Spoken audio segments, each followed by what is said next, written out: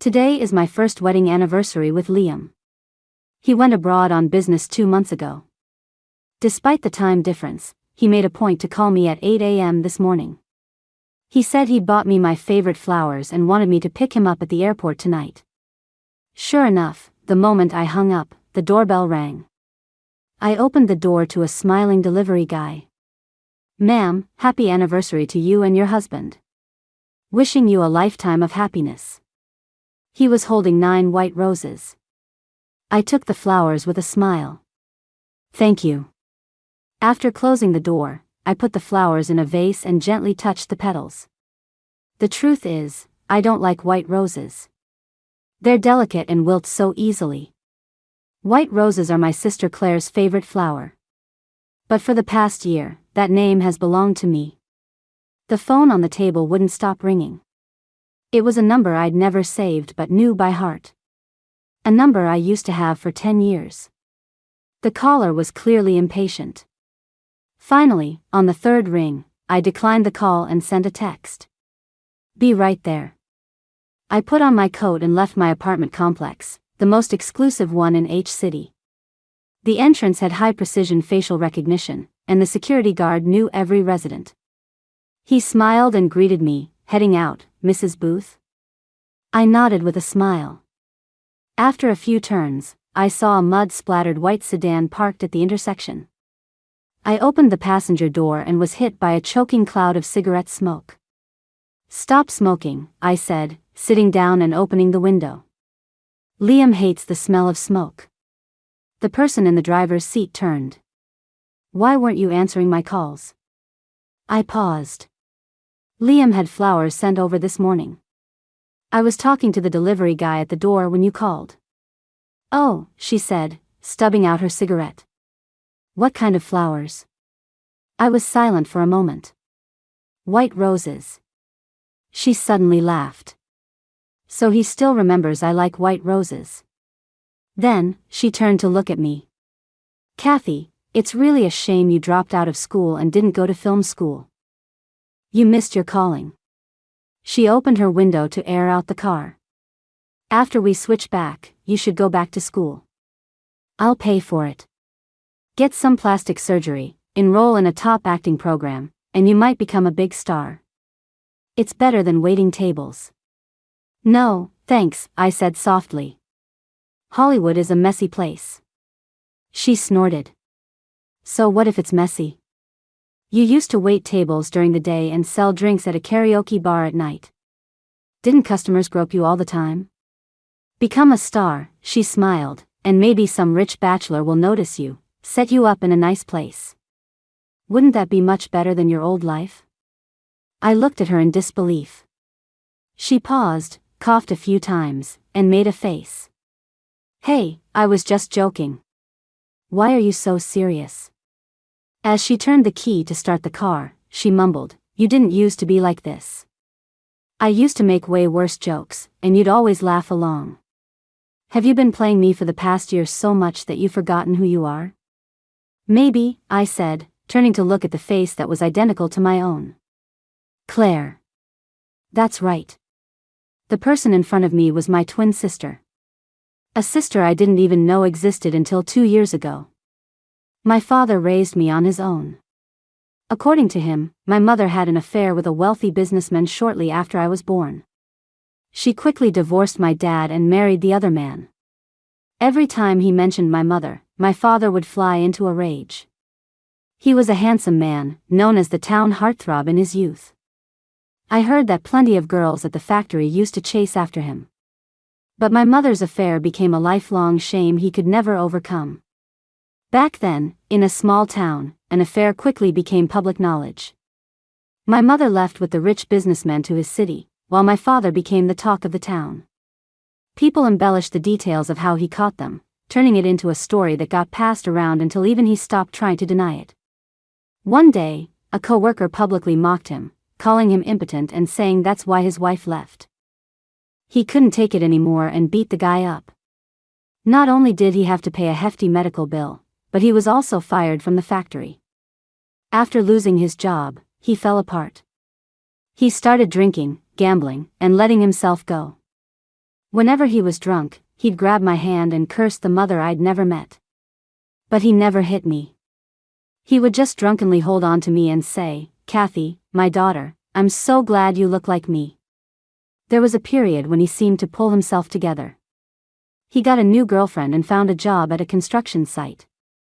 I was a junior in high school then, going to school during the day and waiting tables at night to pay off my father's debts. I was thrilled to hear he had a job. He told me his new girlfriend was simple and hardworking. He said once they were married, I could focus on my studies and quit my job. But a few months later, there was an accident at the construction site. A co-worker died. He and the other workers went to confront the contractor and developer, and a violent fight broke out. He hit someone again. This time it was more serious. Not only did he lose his job again, but he also ended up at the police station. I was a junior when I got the call and rushed to the station, only to find his girlfriend standing at the entrance, screaming at him with her hands on her hips. I didn't know what had happened, but I heard her calling him a liar. "Didn't you promise to buy me a gold ring? You're broke. What makes you think you can get married, you shameless bastard?" After that night, she was gone for good. He went back to his old habits of gambling and drinking. The constant alcohol and poor diet made him overweight, and his hair turned gray. His handsome face was gone, hidden beneath sagging skin. During my senior year, he got into another fight, but this time he lost. When I rushed to the hospital, he was lying in bed, unconscious. He never left the hospital after that. Debt collectors showed up at our door.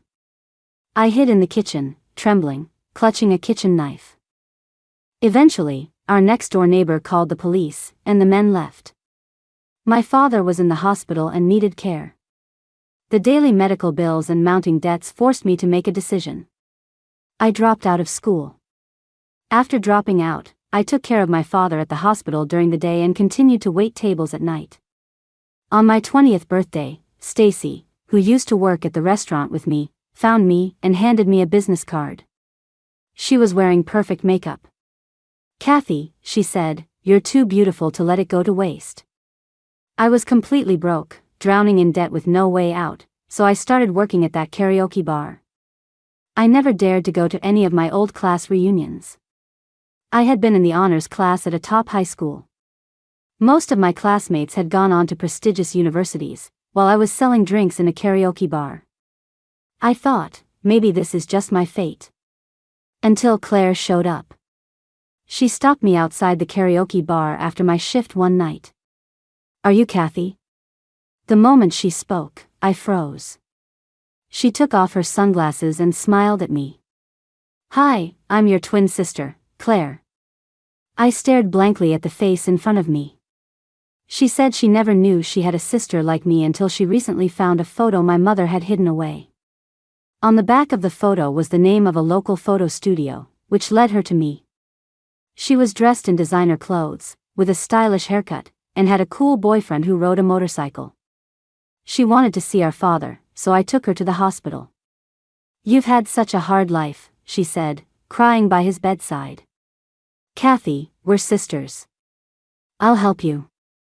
She secretly prepaid a year of our father's nursing fees, hired a private caregiver for the hospital, paid off all our debts, and had me quit my job at the karaoke bar. She took me traveling, bought me clothes, took me to spas, and we dined at high-end restaurants. She taught me etiquette. With her, people were always polite to me. I was no longer the small-town country girl, nor the smiling waitress at the karaoke bar. At first, I didn't want to accept her charity, but she said she was doing it on our mother's behalf. "You've suffered so much all these years. I think if Mom knew, she would do the same." "Don't worry about it," she said with a wink. "I have plenty of money. My parents don't care what I spend it on." The dad she was talking about was her stepfather, Mr. Lowe, one of the richest men in H City. Maybe it was because, besides my father, I had never really experienced any other family affection. I cherished her, was moved by her kindness, and grew attached to her. Once, at a pool party, a crowd pushed me into the water. I couldn't swim. She couldn't either, but she grabbed a floa tie and jumped in to save me. She ended up losing her grip on the floa tie, and we both swallowed a lot of water. Afterward, I asked her why she jumped in when she couldn't swim. She just smiled. "Silly, I'm your sister." She brought me to H-City and asked, "Do you want to meet Mom?" I agreed. She dressed me in her clothes, and I pretended to be her to meet the mother I hadn't seen in 23 years. She didn't realize I wasn't Claire. That night, Claire seemed especially excited. She dragged me and her boyfriend, Logan, out for drinks. I got drunk, and through a haze, I heard her say, "See? I told you. If Mom couldn't tell, who else would?" She said, "Logan, it's like fate is on our side." After spending some time in H-City, I discovered Claire's secret. It seemed she had another boyfriend. Liam. I saw him waiting downstairs from Claire's apartment, holding a large bouquet of white roses.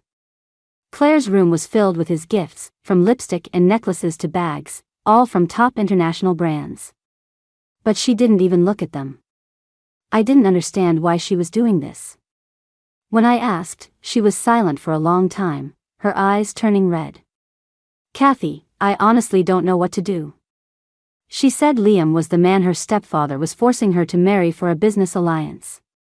But Logan, the biker, the unemployed painter, was her true love. "I know Liam is a great guy. He told me he fell for me on our first date. He's a good person, flawless, like a perfect dream guy. But I just love Logan." Tears streamed down her face. "Kathy, what should I do?" I scrambled to wipe her tears. "Can't you just not marry Liam?" "How is that possible?" she said, shaking her head. "It's a done deal. Everyone in H-City knows about it. This isn't just about us. If I run away, my mom will be in trouble, and my dad will definitely have someone kill Logan. Logan's a painter. He's going to be a great artist someday. I can't drag him into this." She pulled out a bottle of pills. "Actually, before I went to find you, I'd already been on antidepressants for over 6 months. I'm in so much pain. I've even thought about dying." "Kathy," she looked at me with teary eyes, "I'm pregnant. And the baby is Logan's." I was stunned. "What did you say?" "Kathy," she said, grabbing my hand. "Can you do me a favor?" That day, Logan drove the car with me in it into a tree, staging a car accident. When I woke up in the hospital, I was Claire, suffering from a bit of amnesia. In the hospital, Liam held my hand and said, "Claire, don't be afraid. It's okay if you can't remember. I'm here." For the next 3 months after leaving the hospital, I took Claire's place and went on dates with Liam. I remember our first official date. His eyes were full of surprise as he smiled and said, "You actually didn't make me wait half an hour today." My heart skipped a beat, but I mimicked Claire's tone. "Really? Maybe I just got dressed faster today." He looked me over. You forgot to wear your gloves today." My heart was pounding. I regretted agreeing to this. No matter how much we looked alike, this was her boyfriend. He might not have noticed in the hospital, but on a real date, would he really not find out I was an imposter? As I was nervously trying to come up with an excuse, he took my hand and wrapped it in his warm palm. "Here, this will keep you warm." No one, especially not a man, had ever treated me with such gentleness. I stared at him, forgetting for a moment that I was supposed to be acting. He smiled and brushed my hair back. "What are you staring at? I feel like you're looking at me with extra approval today, princess." And so, after dating Liam for 3 months, I married him as Claire. It was a perfect business alliance. The Lowe and Booth families both got what they wanted and were very satisfied. I became Mrs. Booth and moved into his upscale apartment in H-City.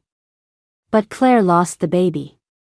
She had a miscarriage after excitedly street racing on the back of Logan's motorcycle. Even so, she still loved Logan. She took on my identity, Kathy Yin, left H-City, and moved to another city with him. For a year, I played my part so well that no one ever discovered I wasn't the real Claire. Even I started to feel like I was getting too lost in the role. A sudden stop brought me back to the present. What about Logan? Have you heard from him recently? I asked softly. Don't even mention him. He's a liar, she said with a self-deprecating smile. Mom used to tell me that love without money is unreliable. I didn't believe her. What a fool I was. She stopped at a red light and turned to me. Kathy, it took me a year to realize how great Liam is. Thank God for you. Thank God you were there to hold on to him for me. This habit of yours of keeping a diary is really great, she said, stopping the car and handing the journal back to me. Otherwise, we'd have to stage another amnesia scene, and that would be way too melodramatic. I clutched the journal Liam had given me on our wedding day. Have you memorized it all? She waved her hand. Of course, I know it all by heart. Don't worry. He didn't recognize you back then, and he won't notice me now. Besides, he's always traveling for work, so you two were barely together anyway. This time he was gone for 2 months. How could he possibly notice any small changes? It was true. Over the past month, she had gotten my haircut and even dragged me to the same salon to compare our skin, inch by inch, making sure everything from our faces to our bodies, our skin tone to our weight, was identical. She applied some lipstick and suddenly turned. I forgot to ask, you still mostly use my No. 96 and No. 32 shades, right? I paused, then gave a soft She smiled and held out her hand. Come on, it's time we swapped our phones and car keys back. Liam's coming back tonight, so we'll officially switch. You stay here for now. If everything goes smoothly, I'll arrange for you to get plastic surgery in 3 months. I hesitated, then took out my phone and car keys and handed them to her. Liam, I paused, has a sensitive stomach. If he gets back late from work, remember to make him some light porridge. I know, she said with a smile. You've told me a dozen times. Don't worry, I won't blow my cover. She winked and blew me a kiss. When it comes to acting, we're both top tier, aren't we? So, Claire and I officially switched back. I moved temporarily into an apartment she had rented a month earlier. You need to stay inside as much as possible, she instructed. And if you do go out, you have to wear a wig and sunglasses. It'll be a disaster if anyone spots you. I nodded. I won't contact you unless I have to, and don't you contact me. Get food delivered. Keep your phone on 24/7. If I call, you have to pick up immediately. In case something unexpected happens with Liam and I can't remember something, I'll need you to give me the information. I turned to look at her. She was still fussing with her hair in the mirror as she spoke. Got it. Liam's flight was scheduled to land at 8 p.m. at 7:45. On a strange impulse, I went downstairs and hailed a cab to the airport. I didn't even know what I was planning to do. Wearing a wig and sunglasses, I stood a few feet away from Claire, watching her wait with a look of excitement and anticipation. Claire. My body tensed. I instinctively looked over. Liam was walking toward Claire, pushing his luggage cart, a broad smile on his face. He looked a little tanner after 2 months away, and there was a hint of fatigue he hadn't quite shaken off. Liam. Claire's smile bloomed as she threw her arms around his neck. Liam seemed to hesitate for a second, but then he raised his hands and hugged her back tightly. I was close enough to hear the smile in his voice. You missed me, didn't you? His assistant stood nearby, nodding to Claire. Ma'am, Mr. Booth pushed to finish his work a week ahead of schedule just so he could be back today to celebrate your anniversary. I watched them walk away hand in hand. Liam would occasionally lean down to whisper something in Claire's ear, and she would look up at him and smile. To anyone looking, they were a loving couple. I stood alone at the airport for a long time. About an hour and a half later, I left the terminal and got into another cab. Cloud Palace Condos, please.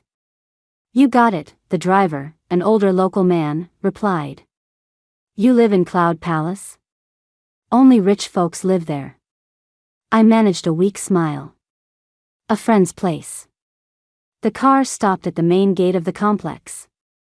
Just as the driver was about to end the trip on the meter, I stopped him. Sir, I'll give you an extra $100 if you just keep the meter running and wait here for 15 minutes. Is that okay? I have to go to another complex after this. The driver looked at me, confused. Miss, what's this all about? Why? I gave a bitter smile. I didn't know why either. After waiting for about 10 minutes, I actually saw the familiar Maybach pull up to the gate. But instead of going into the garage, the car stopped at the entrance. Liam got out and helped a slightly tipsy Claire from the car, holding her in his arms. They must have just come from dinner. He opened the trunk. A golden glow instantly illuminated half the street. I rolled down my window and peeked out. The trunk was filled to the brim with white roses, bathed in a warm, golden light. Liam's voice carried on the wind. 9 roses this morning, and 990 in here. That makes 999. Happy anniversary, my love. Happy anniversary. Claire looked up and kissed him. I pulled my head back inside and rolled up the window. This afternoon, Claire had praised my acting skills. I suddenly realized that she was the truly great actress. Or maybe, she didn't have to act at all. The person Liam loved was her. I was the one who had been acting as her for over a year. What was I even hoping for? Liam loved her. Was it so strange that he couldn't tell the difference? I was just Claire's shadow. It was like there were 2 cars on the road, but no one noticed the taxi parked on the side. The assistant drove the car into the garage while Liam walked Claire toward the main gate, his arm around her. Sir, I said, my voice cracking. Let's go. The taxi slowly pulled away. The driver glanced at me in the rearview mirror. Miss, was that your ex-boyfriend? Let me tell you, there are jerks everywhere. Don't get hung up on one guy. I mumbled an acknowledgement, touching my face and realizing it was wet with tears. Recognition failed. As we drove past the gate, a loud, mechanical female voice suddenly announced. The security guard hurried out of his booth. Sorry, Mrs. Booth, this machine must be acting up. Let me open it for you manually. I looked over and saw 2 blurry figures embracing. After about a week in that rental apartment, I called the caregiver to ask about my father. I didn't use the phone Claire had given back to me. When we had swapped, I'd kept another phone, one that used my father's old number. I used that number for most of my personal things. My father was doing fine, but there was still no sign of him waking up. 2 days later, Claire suddenly contacted me.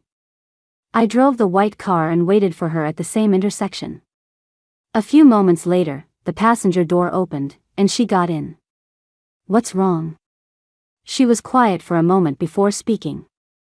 I forgot to ask you something before. I was just wondering, how often did you two, have sex? I hesitated. Liam travels a lot for work, so it wasn't regular. I never counted. So it did happen? I nodded. Well, that's a relief, she chuckled humorlessly. I was starting to think he had a problem. What? She lit a cigarette and slowly blew out a smoke ring. It's been a week, and he hasn't touched me.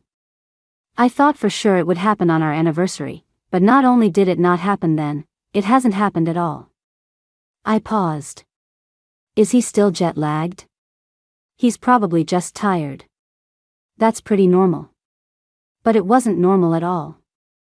Whenever Liam came home from a business trip, unless there was an urgent work matter, he would always spend a week just with me. He was passionate but gentle. But I didn't want to share these details with Claire anymore. Maybe in my heart, I felt that in those moments, when we were truly holding each other, it was me, Kathy Yin. I didn't have to wear Claire's mask. I could laugh if I wanted to, cry if I wanted to. Maybe, she said, stubbing out the cigarette and tossing it out the window in frustration. You don't think he's having an affair abroad, do you? Aren't you supposed to be good at pleasing men in that department? Don't tell me you let him find someone else after just 1 year. I only sold drinks at the karaoke bar, I said softly. I never did. That kind of thing. Yeah, it's all the same, she cut me off. It's so boring staying at home. Liam doesn't talk much when he gets back at night, he either reads or works. And since I just got back, I'm afraid if I talk too much, he'll get suspicious. She glanced at me. You basically cut off all contact with my old friends this past year, so it would be weird for me to suddenly reach out to them. I'm thinking of going back to my parents' house for a couple of days to give him some space and see them. She stormed out of the car, but I stayed inside for a long time. A few days later, a new dessert shop opened downstairs from my rental. It was Clarity Desserts, a chain owned by the Booth Corporation. Liam and I had come up with the name together. He had originally suggested Love Claire, but I laughed and said, that sounds too formal, like a king addressing his subject. He nodded. You have a point. He pulled me into his arms. But I want your name in it. I looked into his beautiful eyes and felt a little selfish impulse. Clarity, I bit my lip. How about Clarity? Liam paused. Clarity? I nodded. I love it, he said, stroking my hair. Whatever name my wife comes up with, that's the one we'll use. I walked into the Clarity Desserts downstairs and ordered a small cake. Just as I sat down, the door opened, and a group of people walked in. The new store is officially open today, and Mr. Booth is here to greet the new employees. The fork in my hand clattered onto the table. I looked up. Liam was standing at the counter, smiling at the staff. So, how's the workload? Are you getting used to it? How was the customer traffic today? The young woman at the register blushed and answered in a small voice. We had a lot of customers this afternoon. It's slowed down now since it's after dinner time. We've sold out of most of the cakes we made today. The lady sitting by the window just bought the last slice of our signature dessert. Everyone's eyes immediately turned to me. Just like that, our eyes met, and there was no avoiding it. He looked at me, stunned for a few seconds. Honey? A few of the company managers behind him exchanged glances, then smiled at Liam. Mr. Booth, it looks like your wife is here doing some undercover reconnaissance for us. You two are really in sync. My heart was pounding, but I was used to these situations. I stood up and gave everyone a graceful smile. Liam, I was just. He walked over quickly, naturally taking my hand. He smiled. Didn't you say you were going out with your mom the day after tomorrow? This place is pretty far. What are you doing all the way out here? Are you really doing some undercover work for me? I didn't have anything to do tonight. I tried my best to act exactly as I had before. I was suddenly craving cake, so I thought I'd check out the new shop. He stroked my hair but seemed to lose focus for a second as he raised his hand. Liam? Mr. Booth? He finally snapped out of it and addressed the group. Everyone has worked hard today. Close up and get some rest. The company will be sending out new store opening bonuses tomorrow. Amid everyone's cheers, he led me out of the shop and to the car. The ride was completely silent. The assistant hesitated. Mr. Booth, should I drop off your wife first, or are you going to the meeting? Tell them I'm not feeling well. Cancel the meeting tonight, he said suddenly. I instantly tensed up and grabbed his hand. What's wrong? Is your stomach hurting again? Was the food abroad not agreeing with you, or have you been drinking too much lately? He looked at me, squeezing my hand tightly. It's nothing. Let's just go home. As usual, the assistant parked the car at the entrance of the complex. The security guard in the booth saw me and hurried out to open the gate. Sorry, Mrs. Booth, this facial recognition system still isn't fixed. Access granted. Huh? The guard paused, then whispered, this machine really is unreliable. I went home with Liam. The moment the front door closed, he pinned me against it. Liam. Before I could finish, his kisses rained down on me. Honey, he murmured between kisses, I've missed you so much. My eyes welled up, and I instinctively hugged him back. By the time we were finished, it was late at night. He held me in his arms and chuckled. I don't know what got into me today. When I saw you in the shop, I just suddenly lost control. It's crazy. We were only apart for 2 or 3 days, but I acted like some lovesick teenager. He rubbed his temples and kissed my forehead.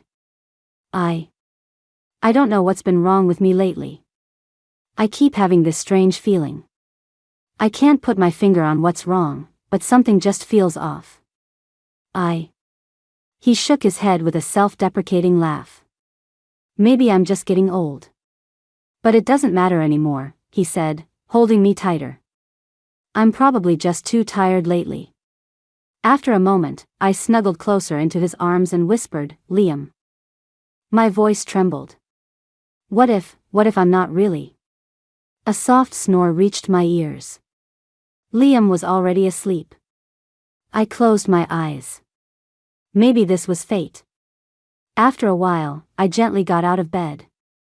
After some thought, I called Claire. She arrived 2 hours later.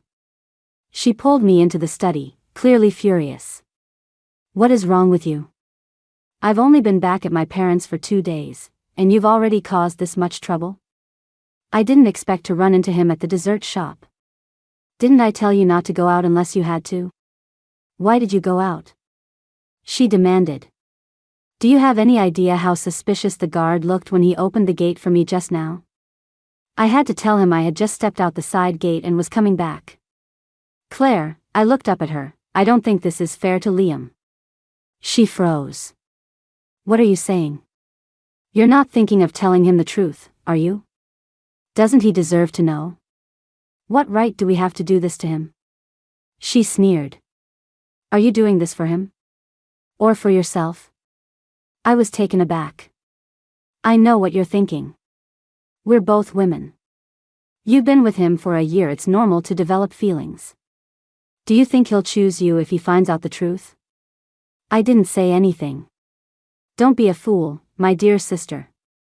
She took a step closer and put her hands on my shoulders. Who are we talking about? Liam. A man who tamed the Booth Corporation's entire board of directors in just 1 year. Do you really think he'll let you off the hook out of love after finding out how we've schemed against him? You're the one who deceived him. And what about the Booth and Lowe families? Do you think they'll just let this go? If Liam decides to make a move, we'll all be finished. Even if you don't care about me or the Lowe family, what about Dad? You know how high his daily medical and nursing fees are. That money all comes from the Lowe family. If you make things difficult for them, and Mr. Lowe isn't even my real father, do you think he'll spare you? You have to think about our father, who's lying in a hospital bed, even if you don't care about yourself. Can you handle all the consequences on your own? What about Dad's nursing fees? Are you going to go back to selling drinks at the karaoke bar? I bit my lip, hard. Kathy, listen to me, she sighed. We don't have any other choice. The only way for everyone to be okay is for us to switch back properly. After a long pause, I said, I'm going back. Kathy, she paused. Tomorrow, you should just go back to N County. Don't stay in H City. I'll call you if anything comes up. I said softly, okay. Wait a minute, she said suddenly. Switch clothes with me, including your underwear. It was past 1 in the morning when I left the Cloud Palace condos. The security guard was dozing in his booth. With its high-precision facial recognition and comprehensive security system, this complex was arguably the safest in all of H City. The people who lived in this area were all wealthy, with their own private cars, so taxis rarely looked for fares nearby. I walked for nearly 2 miles before I was able to hail a cab that was 3 miles away. The driver wasn't happy about it and complained the whole way that the system had forced the ride on him. When I got out, I paid him an extra $50. He seemed a little embarrassed. Forget it, it's not your fault. I was just complaining about the system's bad dispatching. Please take it, I said softly. It's late. It's not easy for any of us. The next morning, I received a text from Claire. I bought you a train ticket back to County for 7 p.m. tonight. Train number XXX. Pack your things during the day and leave early so you don't miss it. I looked around the room. Pack my things? Besides my phone and the key to my old house, what in this room was actually mine? What was there to pack? 5 minutes later, another text came from Claire. Kathy, you'll get to County around 10 p.m. Be safe. Give me a quick call when you get home so I know you're okay. Make sure you call, don't text. I stared at my phone for a minute before replying with a simple okay. But in the end, I never left. Just as I was about to head out, the doorbell rang. I opened the door to a man in a filthy wool coat, his hair a mess, standing there with a swagger, looking at me. Long time no see, he said, his breath reeking of alcohol. Logan. I stammered. He pushed the door open, slammed me against the wall, and grabbed my chin. What? Gone for less than 2 months and you don't even recognize your own husband? Logan, I said softly, you've got the wrong person. I'm Kathy. Kathy? He froze for a second, then violently grabbed my throat. What are you doing here? Where's Claire? I coughed, struggling to breathe. I live here. You live here? He stared blankly for a long moment, his hand slowly loosening its grip. He seemed to be talking to himself. Switched back. You switched back? Yes, I gasped, slumping to the floor. We switched back. So? He mumbled, she's Liam Booth's wife now? I didn't answer. Ha ha ha ha.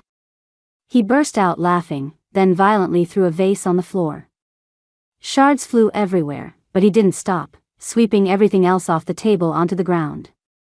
Switched back, what right does she have to switch back? You. He suddenly rushed over and grabbed my shoulders. Why did you switch back with her?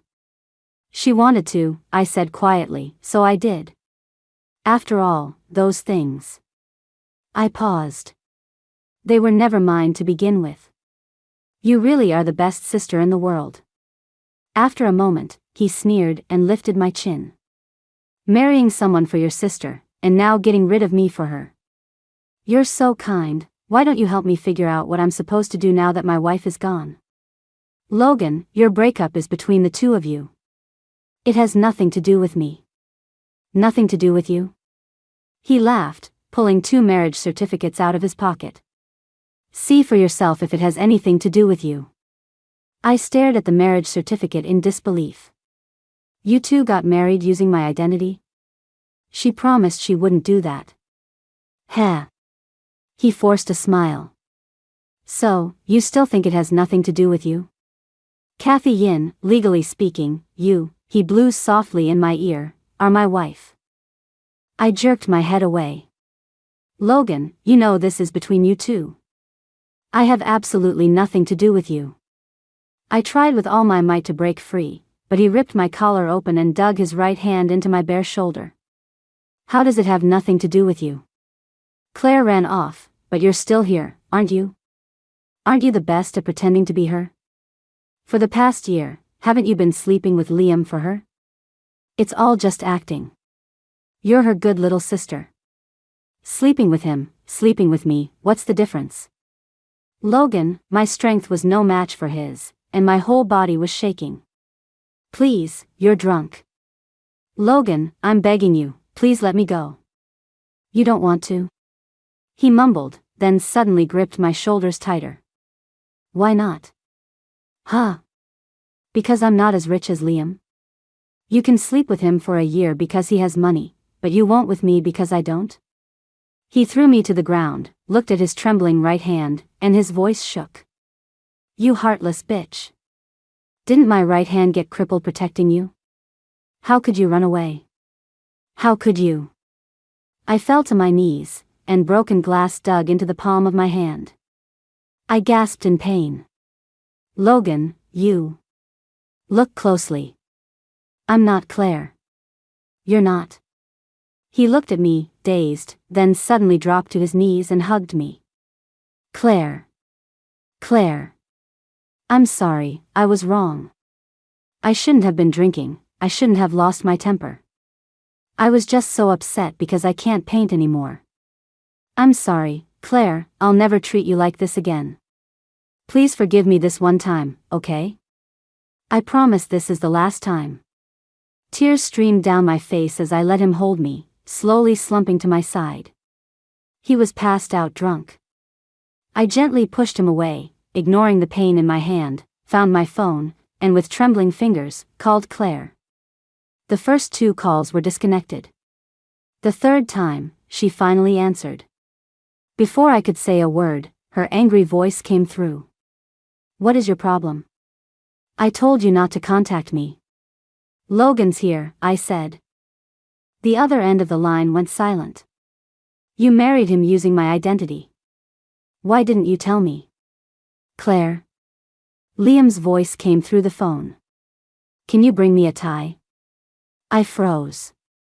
I can't talk long tonight, Claire whispered.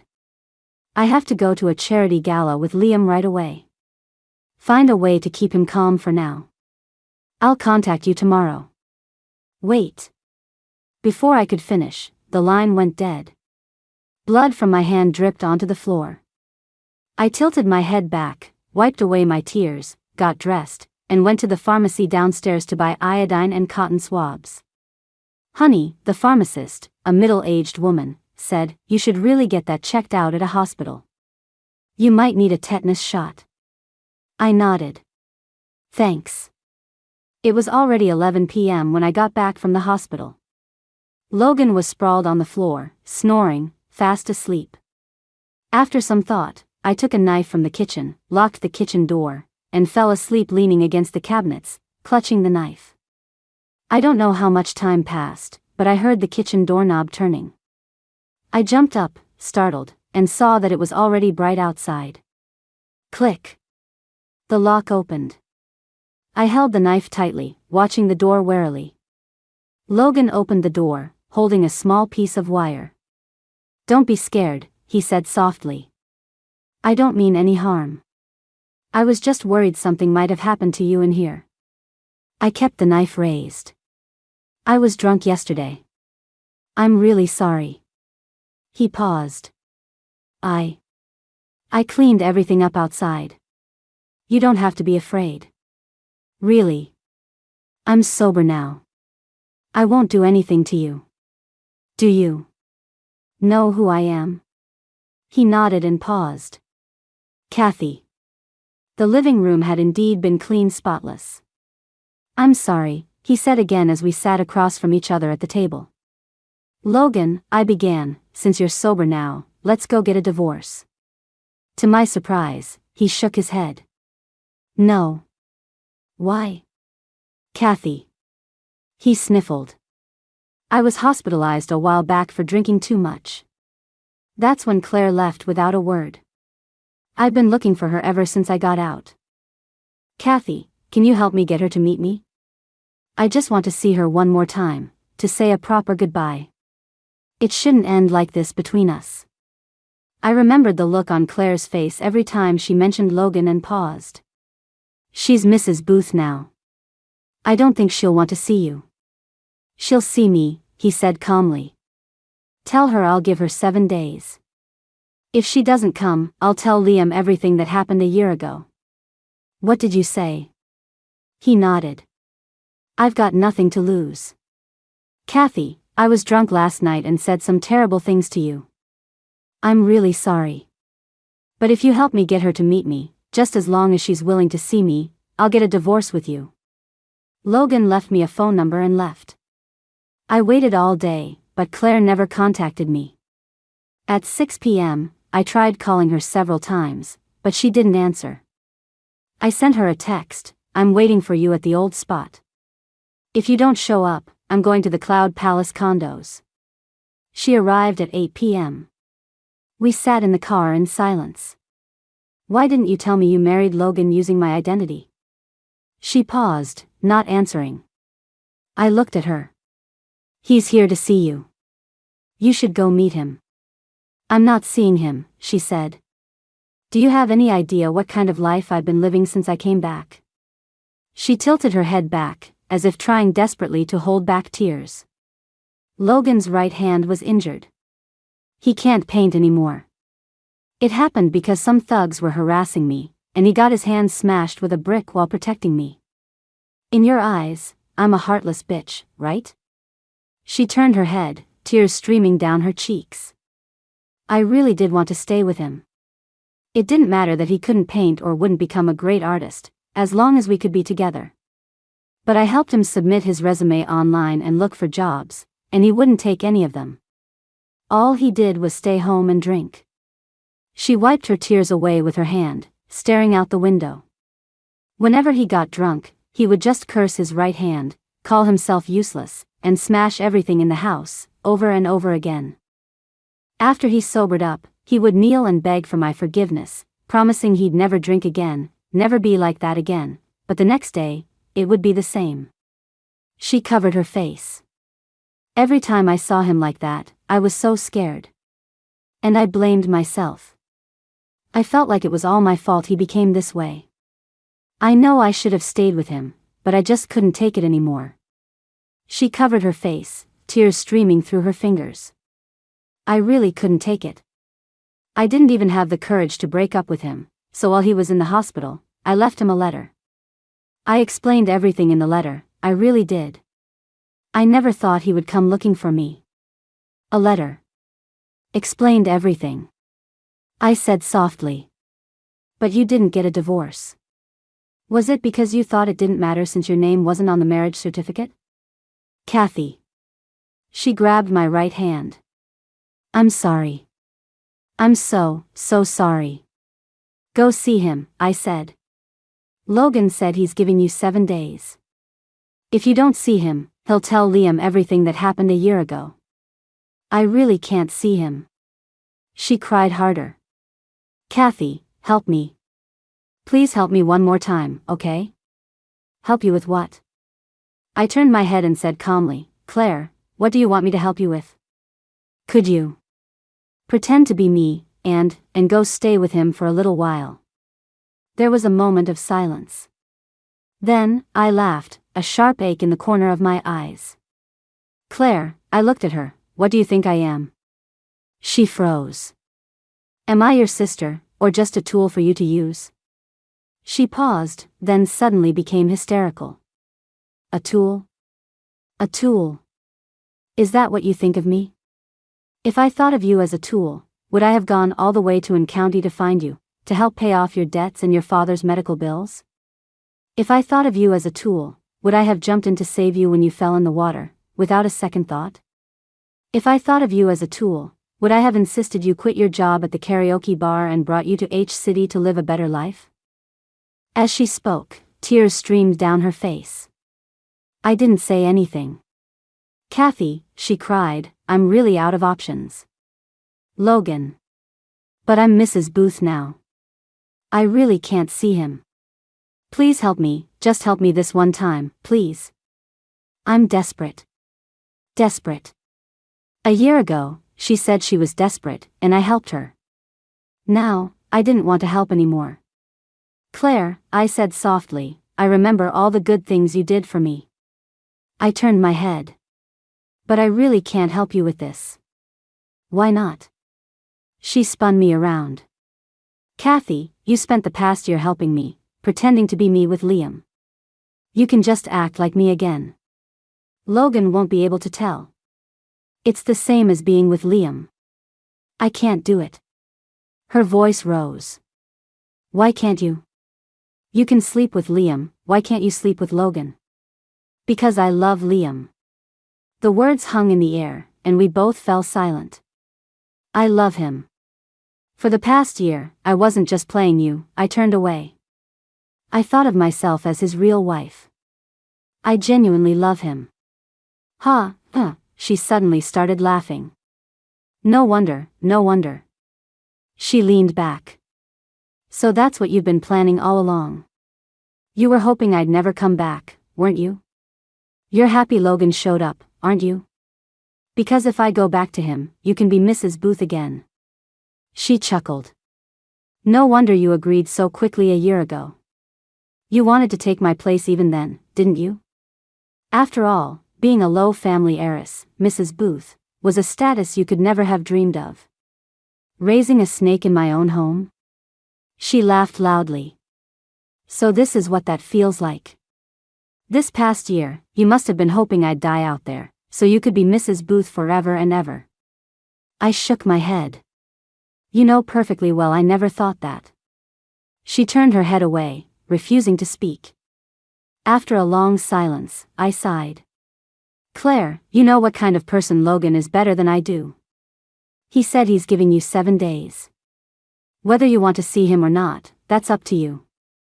She remained silent for a long time, staring out the window. I know. I'll figure something out myself. With that, she got out of the car. 3 days later, I hadn't heard from Claire, but I did get a call from the caregiver. She said my father's condition had suddenly taken a turn for the worse and asked if I could come back. I immediately booked a train ticket for that day and returned to County. My father's condition was indeed not good. I stayed up all night watching over him, and thankfully, he pulled through. By noon the next day, his condition had finally stabilized. The caregiver urged me to get something to eat and rest. As I was walking out of the hospital, someone called my name. I turned around. Stacy? It really is you. Stacy smiled and walked over. I almost didn't recognize you. I glanced at the paper in her hand. You. I'm pregnant, Stacy said with a smile. Just found out. But the doctor says the pregnancy is still a bit unstable and prescribed some medication to help. Congratulations, I smiled, then paused. So, you're not at that place anymore. I quit, Stacy smiled. How can I do that kind of work while pregnant? Besides, I didn't want to do it anymore. I want to move somewhere else to live. This place is small, after all, everyone knows everyone, and it wouldn't be good for the child later on. I nodded. It's been a long time. Want to grab a bite to eat? I had been up all night and was exhausted, so I shook my head. Maybe some other time. Just a quick meal, it won't take long. Stacy grabbed my hand. I'm leaving soon, and who knows when you'll be back. This might be the last time we see each other. I needed to eat lunch anyway, so I nodded. Okay, let's just grab something nearby. Stacy took me to a restaurant near the hospital. Do you have a private room?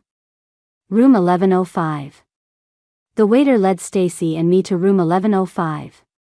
When he pushed the door open, a thick cloud of smoke hit me, and I started coughing. When I saw who was inside, I froze. It was a large private room, and several men were sitting on a sofa on one side, smoking. Sorry, wrong room. I grabbed Stacy and started to leave. Wait a minute. The man in the middle stood up, his tone playful. Isn't this Stacy and Kathy? Stacy gently squeezed my hand and turned around with a smile. Oh, it's Mr. Zhou. We must have come to the wrong place. Sorry to bother you. No bother at all, he said, taking a couple of steps forward. We're all just here to eat. Why don't you join us? I own this place. I used to give you a lot of business, now it's your turn to give me some. I turned back and smiled. Mr. Zhou, it's really not a good time for us today. Oh? He raised his head. And why's that? Stacy pinched my hand. I knew she was telling me not to challenge him. The man in front of me was Zhou Yong, a local thug who had become rich overnight. He was a regular at the karaoke bar back in the day. He had a reputation. If you played along, he'd buy as many drinks as you wanted, but if you showed the slightest bit of resistance, he'd tear the whole place down. Kathy, he walked up to me, you left without a word back then. I was really broken up about it. Seeing you today must be fate. You don't want to eat with me, and I won't force you. Have a drink with me, and I'll let you go. He took a drag from his cigarette and slowly blew out a ring of smoke. How about it? He sauntered back to the sofa, sat down, and just watched us. I took out my phone, ready to call the police, but Stacy pushed my hand down. Kathy, what are you going to tell the police? He hasn't made us do anything. Don't cross him. It's just one drink. Hold your nose and drink it. Don't forget, your father is still in the hospital. You're not always here. Joe is a psycho. What if he holds a grudge and does something to your father? I took a deep breath. After a long pause, I put my phone back in my pocket. I turned back to Mr. Joe and smiled. All right, I'll have that drink with you, Mr. Joe. That's more like it. He took a drag from his cigarette and patted his thigh. Come, sit here and drink. I didn't move. Stacy nodded at me. I knew she was telling me to endure it. I walked over, sat on his lap, and picked up a glass from the table. Mr. Joe, a toast. Princess, one of the men next to him teased, that's not very sincere. Shouldn't you feed it to Mr. Joe mouth to mouth? Mr. Joe looked up at me, raising his eyebrows. I smiled. Don't make it hard for me, Mr. Joe. You know me. I only ever sold drinks. I don't know how to do anything else. Kathy, Joe's greasy hand slid onto my waist. I'm not trying to make it hard for you. You either feed me this drink mouth to mouth, or... His hand slipped under my sweater, caressing my waist. Take off this annoying sweater and let the boys see that waist of yours. Ah. Stacy suddenly clutched her stomach and squatted down, her face contorted in pain. Stacy? I tried to go to her, but Joe pulled me back. You have this drink with me, and I'll let you go immediately. Kathy, you know me, Joe said in a low voice, I'm all about respect. You give me respect in front of my friends today, and I'll keep my word. Kathy. Beads of sweat rolled down Stacy's face. I looked at Stacy and bit my lip. Mr. Joe, if I have this drink with you as you say, you'll let us go immediately, right? You have my word, he said. I took a deep breath, pulled off my sweater, and threw it on the floor. Mr. Joe, your drink. Whoa, one of the men whistled. Now that's a nice body. Knock it off, Joe said, typing something on his phone and glancing at the man. This is a respectable establishment. I endured the disgusting feeling of his hands all over me, just wanting him to finish the drink quickly. Just then, the door suddenly opened. Kathy. I froze when I heard the voice. Claire ran in, her face filled with anxiety. Who are you? Let go of my sister. Sister? Joe looked at her, then back at me. Well, Kathy, you have a twin. You need to let her go. Now. Hey, you've got it all wrong, lady, another man said. When did you see us force her? She's here drinking with Mr. Joe of her own free will. Didn't she sit on his lap herself? Didn't she take her own clothes off? Her own free will?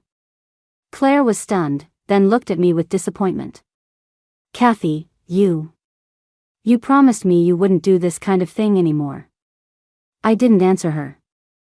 My eyes were fixed on one person. Liam was standing at the door, his gaze as cold as ice. Everything was chaos. I don't know how I got off Mr. Joe's lap. Claire was still saying something in my ear, but I couldn't hear her anymore. As I bent down to pick up my sweater and coat, a gray wool coat was suddenly draped over me. I looked up, stunned. Liam wasn't looking at me. He turned to Claire. Get your sister. We're leaving. Then he didn't look at me again. Claire came to help me, but I gently pushed her hand away. I can walk on my own. As I passed Stacy, I paused. I need to say something to her. Liam hesitated for a moment, then walked out first. Stacy looked up at me, her face pale. You probably have your reasons, I said softly. But I'm not going to forgive you. She didn't speak, just quietly turned her face away, closed her eyes, and let the tears fall. She had worked with me at the restaurant. She had brought me to that karaoke bar. When she introduced me to the manager, she said, "Ms. Chin, Kathy is like a little sister to me. She's young and just wants to sell some drinks to help with her father's medical bills. Please look out for her." She taught me how to handle difficult customers, how to protect myself, how to drink as little as possible while getting the customers to drink more. She taught me when to endure and when not to. When customers got handsy, she would comfort me, telling me to just imagine it was a puppy brushing against me. She worked hard, always telling me to drink less while she often drank until she was sick. Once, she drank so much with a customer that she got alcohol poisoning and was rushed to the hospital. I stayed with her all night. That night, lying in the hospital bed without her heavy makeup, she quietly told me her story.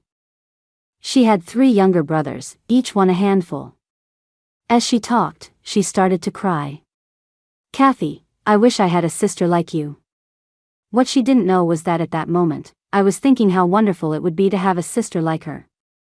Walking out of the private room, my head started to pound. Before I went to H City, I was constantly exhausted, and my health wasn't great. Although I was much better now, after more than 30 hours without sleep, I finally couldn't hold on any longer. My vision went black, and I collapsed. When I woke up, I was in a hospital. It must have been a VIP room. It had a TV, a sofa, and was a suite. Through the slightly ajar door, I could hear Claire's voice. "Liam, please don't be prejudiced against Kathy. She's a good girl. It's just because my biological father is in the hospital, and she was in a lot of debt. She's had a very hard life, didn't even finish high school. She finally got married last year, but the guy was an alcoholic, and then that thing happened." After a moment, I heard Liam sigh. "I'm going back to the hotel first. I'll bring you guys some food later." He paused. "She should be fine. Hire a caregiver for the night. You should eat and then go back to the hotel to rest." "Liam." Claire's voice was hesitant. "There's something I don't know if I should tell you." "What is it?" "It's just, well, Kathy. She's had a really tough life. Ever since I found her last year, she might have become too envious of my life, so sometimes she imagines she's me." She paused, then quickly explained, "But I've asked a doctor. It's not a mental illness. It's just a kind of fantasy she's created to escape from reality, so if you see her later, and she says something strange to you, please don't blame her." There was a moment of silence. "She's your sister," Liam said. "I won't blame her." "Thank you, Liam," Claire sniffled. "I really feel for her." The door opened and closed. Liam must have left. I pushed myself up and saw Claire standing at the entrance to the inner room. We just looked at each other, neither of us speaking. She locked the door, walked over, and sat on the edge of my bed. "The doctor said you're fine, just exhausted. You need to rest. Stay here tonight, and if you're feeling better tomorrow, I'll take you back to H City." I looked at the face that was identical to my own. "What about Logan?" I asked calmly. "How did you deal with him?" She looked down, biting her lip. After a long pause, her voice trembled. He got drunk last night, got into a fight, and someone hit him over the head with a brick. The doctor said he has brain damage and might have problems with his intelligence or memory when he wakes up." Silence. "Claire." She looked up at me, her eyes red. "How could you?" I said, word by word. "That was the man you once loved. How could you do that? You think I did it?" Tears streamed down her face. "You wouldn't help me, and he was threatening me. What do you think I was supposed to do?" Her tears fell uncontrollably. "What do you think I could have done?" She raised her hand and wiped her tears. "I told you, I was desperate. If you had just agreed to pretend to be me and calm him down, I wouldn't have had to go to my parents and tell them everything that happened a year ago. I had no other choice. What did you say? You told them everything? Yes, she wiped away a tear. I told them everything. I'm just grateful that Dad was willing to clean up this mess for me. He arranged for those thugs. Logan. He couldn't control himself. He got drunk, and they provoked him a little, and he threw the first punch. And me? I asked softly. What are you planning to do with me now? Kathy. She grabbed my hand. Don't be like this. I admit. Her tears started flowing again. I admit I arranged everything today. But think about it, isn't this the best possible outcome? I have no right to question my father's decisions, but Kathy, my dad. He was planning to do something much worse to you. I begged him, and Mom begged him too, and that's why it turned out like this. Kathy, you're my own sister. We have the same blood, the same face. I will protect you. I really will. I just looked at her, tears streaming down my cheeks. She reached out and gently wiped my tears away. Kathy, believe me, this really is the best ending. I set this up today just to make you realize that life isn't a fairy tale. Even if you told Liam the truth, he wouldn't choose you. I didn't say anything. She tilted her head back, took a deep breath, and gripped my shoulders. My dear sister, how can you be so naive? After seeing you like this today, do you think he would still want you, even if he knew the truth? Don't you see? No matter what, once he knows about your past, he will never want you. I just used this way to make you see it clearly. Stop talking, I said softly. Claire, just stop. Kathy, she hugged me tightly. Believe me, things will get better for both of us from now on. I know you hate me for what I did today. But I just wanted you to be able to show your face in public again. You won't have to get plastic surgery or hide anymore. You can come back to H City with me, we can bring Dad over too. You can get a good job in H City, we can see each other often, you can even see Mom. Kathy. She let go of me, her face covered in tears. Isn't that better? She asked me, isn't that better? I looked at her silently, unable to say a word. Her phone suddenly rang. She composed herself and answered, Liam. Okay, Kathy's awake. We're in the room. Hanging up, she stood and dried her tears. Liam's on his way. Kathy. She took a deep breath. If you want to tell him the truth, I won't stop you. But let's say he even believes you. Do you think he'd be more likely to hate you and me for deceiving him, or to marry a woman who was just sitting on another man's lap, scantily clad, feeding him drinks?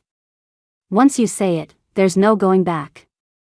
Then, Liam won't have anything to do with you, and the Lowe family won't let you off either. At that point, I really won't be able to help you. Believe it or not, she said with her back to me, I really do want what's best for you. After a little while, there was a knock on the door. Claire went to open it. Liam was standing there, holding a bag.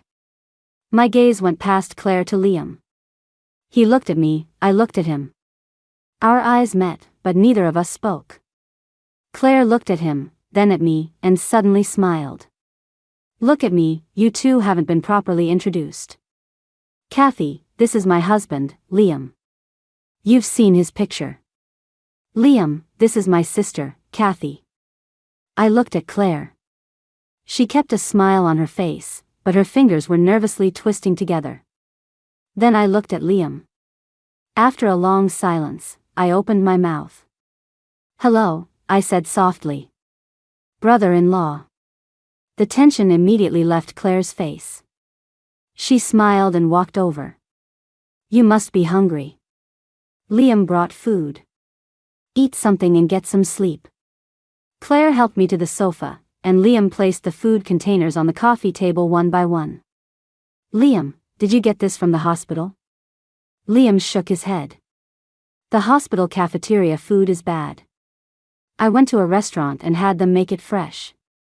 With that, he placed a container of stir-fried pork with peppers in front of me. Spicy food always makes me break out, but stir-fried pork with peppers is my absolute favorite. The bright green peppers with shredded pork were the best remedy for a bad mood. The chef had been thoughtful and added strips of egg. Just then, a pair of slender hands reached over and moved a container of stir-fried loofah in its place. Loofah is light. You should eat more of this, Claire said with a smile. I nodded. The three of us ate in silence. Claire, I said softly, after I go back to H-City with you, I want to find a job. Claire froze for a second, then immediately put down her chopsticks. That's a great idea.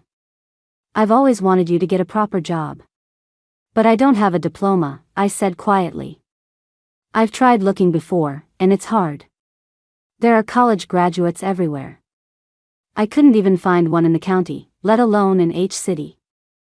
So, is it possible? I paused, then said softly, is it possible to get me a job at the low corporation, like an entry-level clerk or something? Well, Claire hesitated. I'll take a lower salary. I just want to get some work experience. I looked at her. If it's too much trouble, then forget it.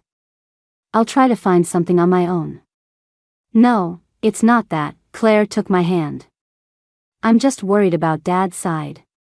After all, we look exactly alike, and a lot of people at the corporation know me. I agree, Liam suddenly spoke up. Going to the low corporation isn't a good idea. Claire and I both looked at him. Come to the Booth Corporation. I was stunned.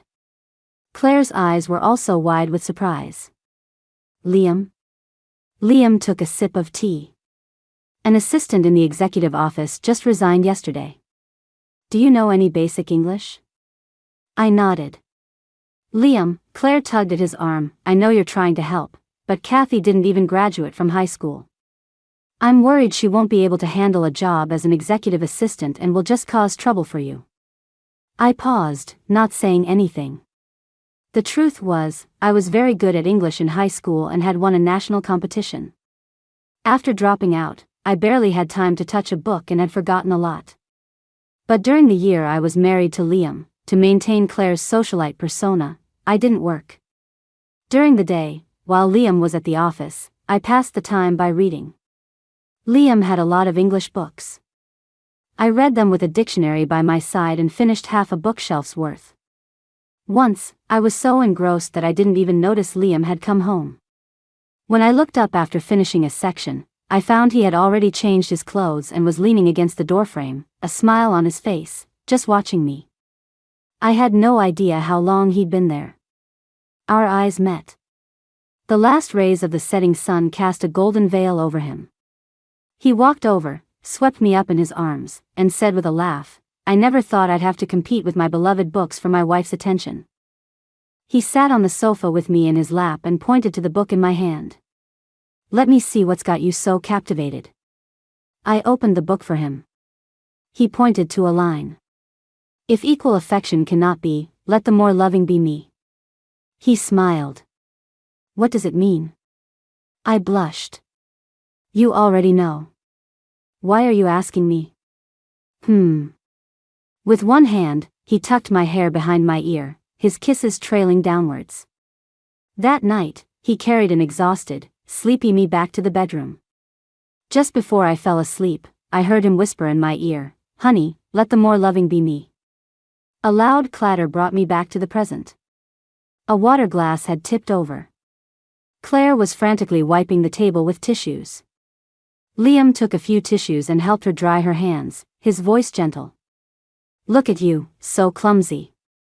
After cleaning up the table, Liam said to Claire, Let's settle it then.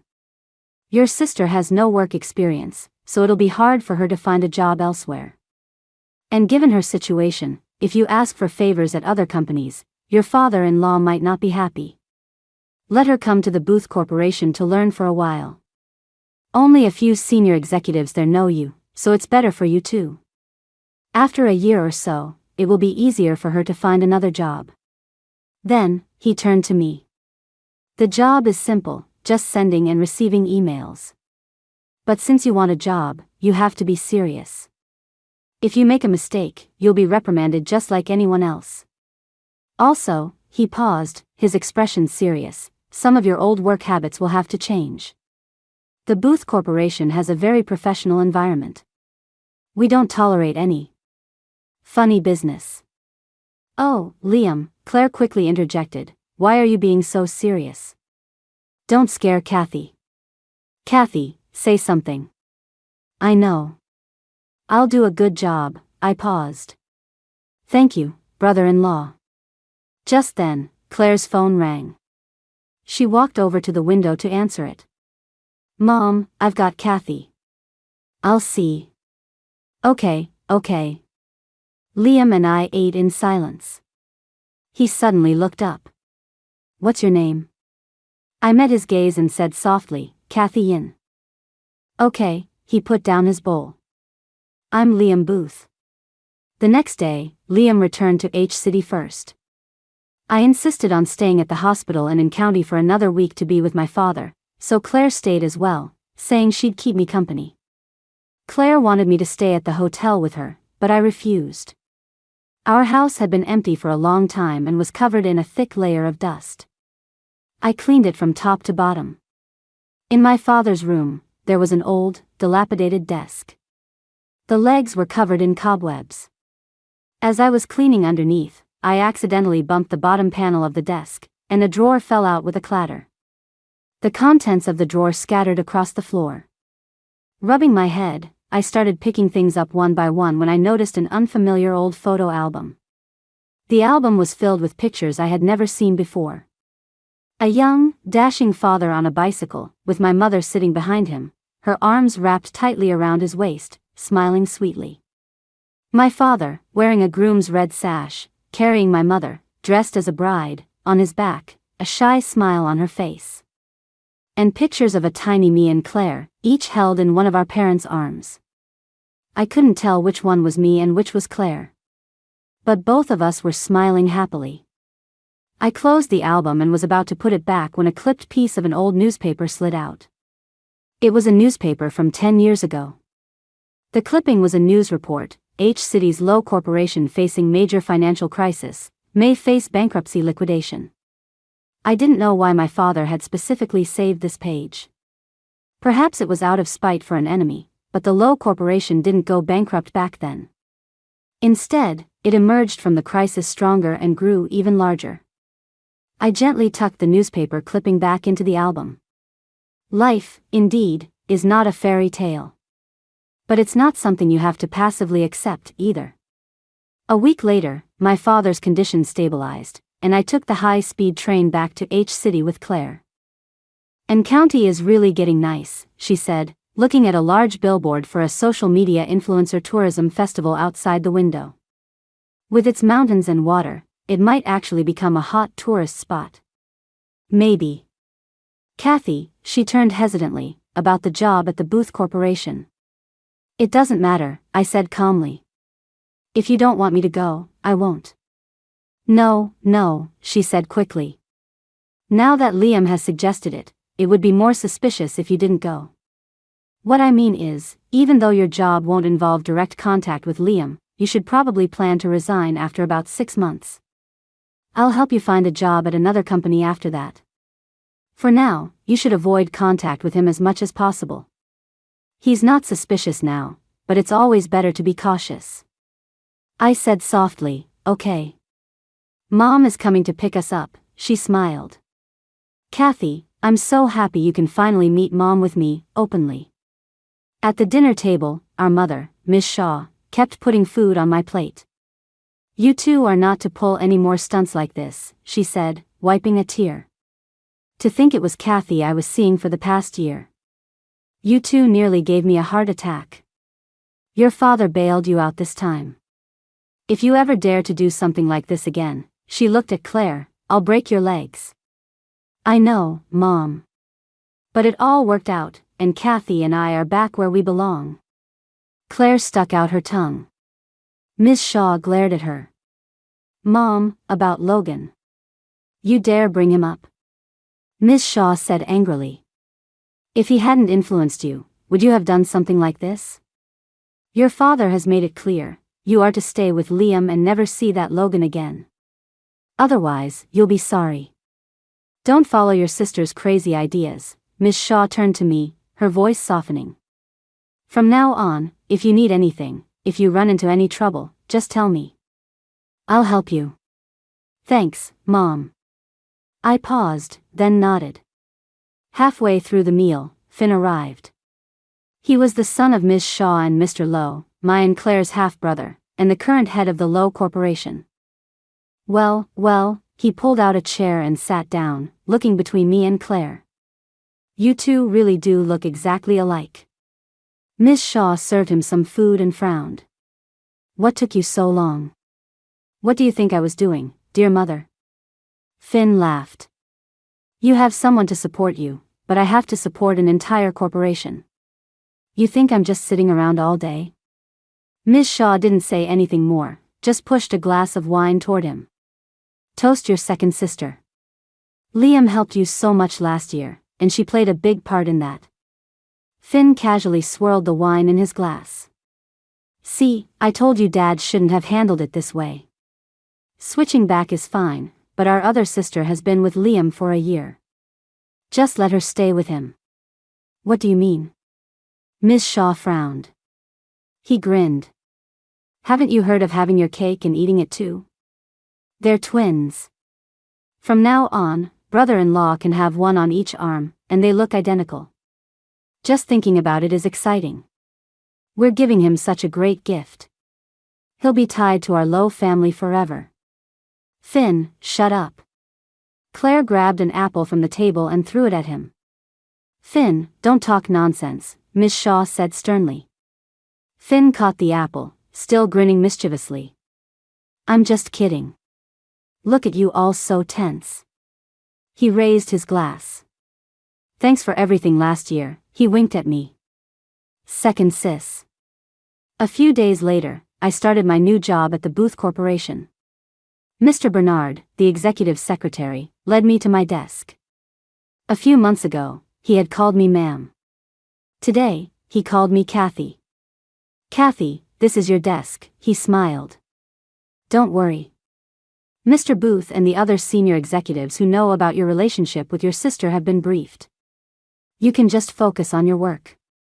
No one will know. I nodded. Thank you, Mr. Bernard. There are 5 people in the executive office. You won't report directly to Mr. Booth. If you need anything, just let me know. Okay. After 2 weeks at the Booth Corporation, the work was, as Liam had said, very simple. It was just sending and receiving emails and helping some business departments translate emails into English. Liam was very busy. Even in the office, I hardly ever saw him. My job gave me access to some confidential company emails. I thought for a moment, then typed Lowe Corporation into the search bar. On Friday evening, Claire came to find me. Just before quitting time, she showed up at the office wearing sunglasses, looking very secretive, and pulled me into an empty conference room. Liam told me not to come, she pouted. He said it wouldn't look good if people saw me. I guess he's right, but I still wanted to come see you. How are you? Are you getting used to it? Yeah. Liam, she hesitated, has he asked you anything? Or said anything to you? I shook my head. I've barely seen him since I started working here. She seemed to breathe a sigh of relief. That's good. He's been really busy lately, coming home late every night. Is he not in the office today either? I don't know, I said. Mr. Bernard handles Mr. Booth's schedule. I see. After a few seconds of silence, I asked, Claire, is there something else you came here for? After a long pause, she lowered her eyes. Kathy, I wanted to ask you for a favor. Could you go check on Logan for me? I was taken aback. Didn't you give the hospital my number in the first place? I opened a window for some air. The caregiver hasn't called me, which means he probably hasn't woken up yet. Her eyes turned red, and her voice choked. But he's lying there in the hospital bed all alone, with no one by his side. Kathy, I'm begging you. I don't need you to pretend to be me or do anything. Just go see him for me, please. Just check on him. Okay. She came over and hugged me. Kathy, thank you. Thank you so much. You should be getting off work, right? She wiped the corners of her eyes. Let's go together. We can have dinner. I shook my head. I can't leave yet. The procurement department has an important email to send. The other party is in a different time zone, so I won't get a reply until almost 9 p.m. I have to wait. It was already 7 p.m. when Claire left. When I got back to my desk, everyone else in the executive office had gone home. I was sitting at my desk, staring into space, when Mr. Bernard suddenly rushed into the office. Has Amy left yet? I nodded. She probably just left a little while ago. Is something wrong, Mr. Bernard? Should I call her? He wiped the sweat from his forehead. Never mind. Kathy, since you're here, Mr. Booth is about to finish a business dinner, and his stomach is suddenly acting up. I just called the cafeteria and asked them to make some porridge. Can you go down there now and watch them, and as soon as it's ready, bring it up to Mr. Booth's office? Okay. I went to the kitchen in the cafeteria. The chef saw me and immediately came over. The porridge is already cooking. I lifted the lid. Did you put dried shrimp in the porridge? The chef paused. Yes, for some extra nutrition. He can't have that, I said anxiously. It has to be plain porridge, preferably half millet and half rice. It can't be too thick or too thin. Before I could finish, the chef looked at me with a troubled expression. Miss Yin, I'm actually a stir-fry cook. Everyone else has gone home, so it's just me. What does not too thick and not too thin even mean? I don't want to mess up the boss's stomach. Never mind, I said, seeing his distressed face. I'll do it. I remade the porridge and went upstairs. Mr. Bernard wasn't there.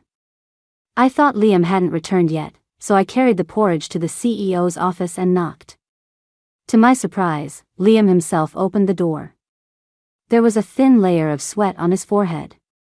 He looked at the porridge in my hands and pointed to the coffee table across from his desk. Put it there. I followed him in and placed the porridge on the coffee table. He sat down on the sofa behind it, closed his eyes, and breathed shallowly. The porridge was still a bit hot. I ladled some into a bowl and gently stirred it with a spoon to cool it down. When I looked up, I saw that he had opened his eyes at some point and was staring directly at me. My hand trembled, and I was about to put the bowl down. When my stomach used to hurt, he said suddenly, his voice as light as a feather falling, my wife would feed me with a spoon, one bite at a time. My hand froze. Actually, he smiled, sat up, and took the bowl from my hands. It's not like I'm in so much pain that I can't even hold a spoon. He took a sip of the porridge. I just wanted her to worry and feel sorry for me. The air was silent for a few seconds that felt like an eternity to me. Mr. Booth, I stood up, if there's nothing else. I'm going home now. He nodded. I went straight to the restroom, my whole body shaking. Looking at my reflection in the mirror, I couldn't hold back the tears welling in my eyes. Kathy Yin, you don't have the right anymore, I told myself.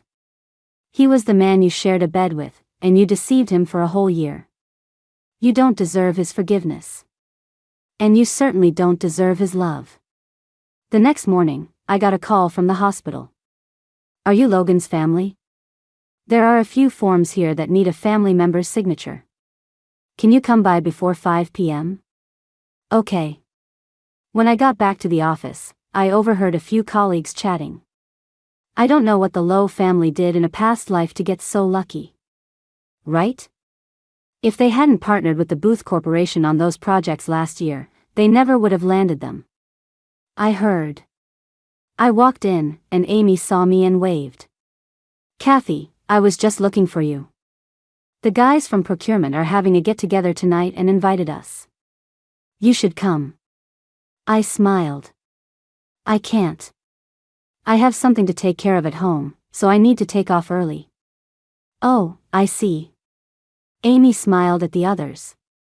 Those guys in procurement are going to be disappointed. I looked at her, confused. They all smiled, and Amy winked. That bunch hardly ever invites our office out. The fact that they're suddenly thanking us for our help right after you started is a dead giveaway. She came over and linked her arm with mine. Honestly, a few guys have already been asking me about you. Kathy, do you have a boyfriend? I froze for a second. I'm married, I said softly. Really? Amy's eyes widened. I told you, another colleague laughed. Someone like her would have been snatched up long ago. They never stood a chance. I'm so curious, Amy teased. What does your husband do? To have landed such a beautiful wife. He's a painter, I said quietly. An artist. No wonder. A painter must be so romantic. Suddenly, everyone fell silent and stood up, respectfully looking behind me. Mr. Booth. I turned around. Liam was standing at the office door, with Mr. Bernard behind him. He must have just gotten back from outside. His face was expressionless. He glanced around the room and then left. That scared me to death, Amy said, clutching her chest. What bad luck today. Mr. Booth usually takes his private elevator back to the office. He never comes this way. A little later, I went to ask Mr. Bernard for leave. This afternoon. Mr. Bernard thought for a moment. Hold on, let me check something. After a short wait, he came over to my desk. I'm actually going to that same hospital this afternoon for some business. Do you just need to sign a few papers? I can give you a ride there and back. It'll save you the trouble of getting a cab. I was taken aback. I couldn't possibly. He smiled. It's no trouble, it's on the way. It'll be faster if I take you, and there are actually a few documents that need to be sent out through you this afternoon. You're the only one in the office with that security clearance, so you'll have to work a little late tonight anyway. But I didn't end up going back to the company with him. I signed the hospital forms and was about to leave when the caregiver called me. Ms. Yin, you have to come up here. He's awake, he's awake. Logan was awake. He didn't remember anything. He didn't know who he was, and he didn't recognize my face or Claire's. The caregiver said, he paused, his face blank, that you're my wife. I hesitated, not knowing whether to confirm or deny it, or how to explain the situation to him. After he fell asleep, I found a quiet place and called Claire. Logan's awake. The other end of the line was silent for a moment, then I heard a faint, trembling voice. Is he okay? He has amnesia. He doesn't remember anything. After what felt like a full minute, soft sobs came through the phone. I held the phone, staring at the sky outside, quietly listening to the muffled, uncontrollable crying on the other end. I didn't know if she was crying out of guilt, because the man she once loved had forgotten her, or if she was crying tears of joy, finally free to start a new life without any baggage. It was already 7 p.m. when I got back to the company. A lot of work had piled up in the afternoon. It took me 2 hours to sort through and send out all the necessary emails. I suddenly felt exhausted. The office had floor-to-ceiling windows. I rested my head on the desk and quietly watched the city lights sparkle outside. After a while, I sat up and pulled up the file on the Low Corporation I had looked at before. What are you looking at? A cool voice sounded from behind me. I jumped and turned around. Liam was standing behind me, holding a cup of coffee. His face was cold as he looked down at me. I was at a loss for words and stood up to face him. Researching the Low Corporation? He took a step closer. That's not part of your job description. If you want to know something, why don't you ask your sister, or even Finn? You won't find much by looking for it in my company, he said with a slight smirk. I forced myself to calm down. I just remembered something and was taking a random look, trying to understand a bit. He chuckled, took a sip of his coffee, placed the cup on the desk, and leaned against it with his arms crossed. "I'm your brother-in-law," he said. "If there's anything you want to understand, anything you want to know, you can ask me." I stared at him, my gaze dropping to the cup of coffee. Silence.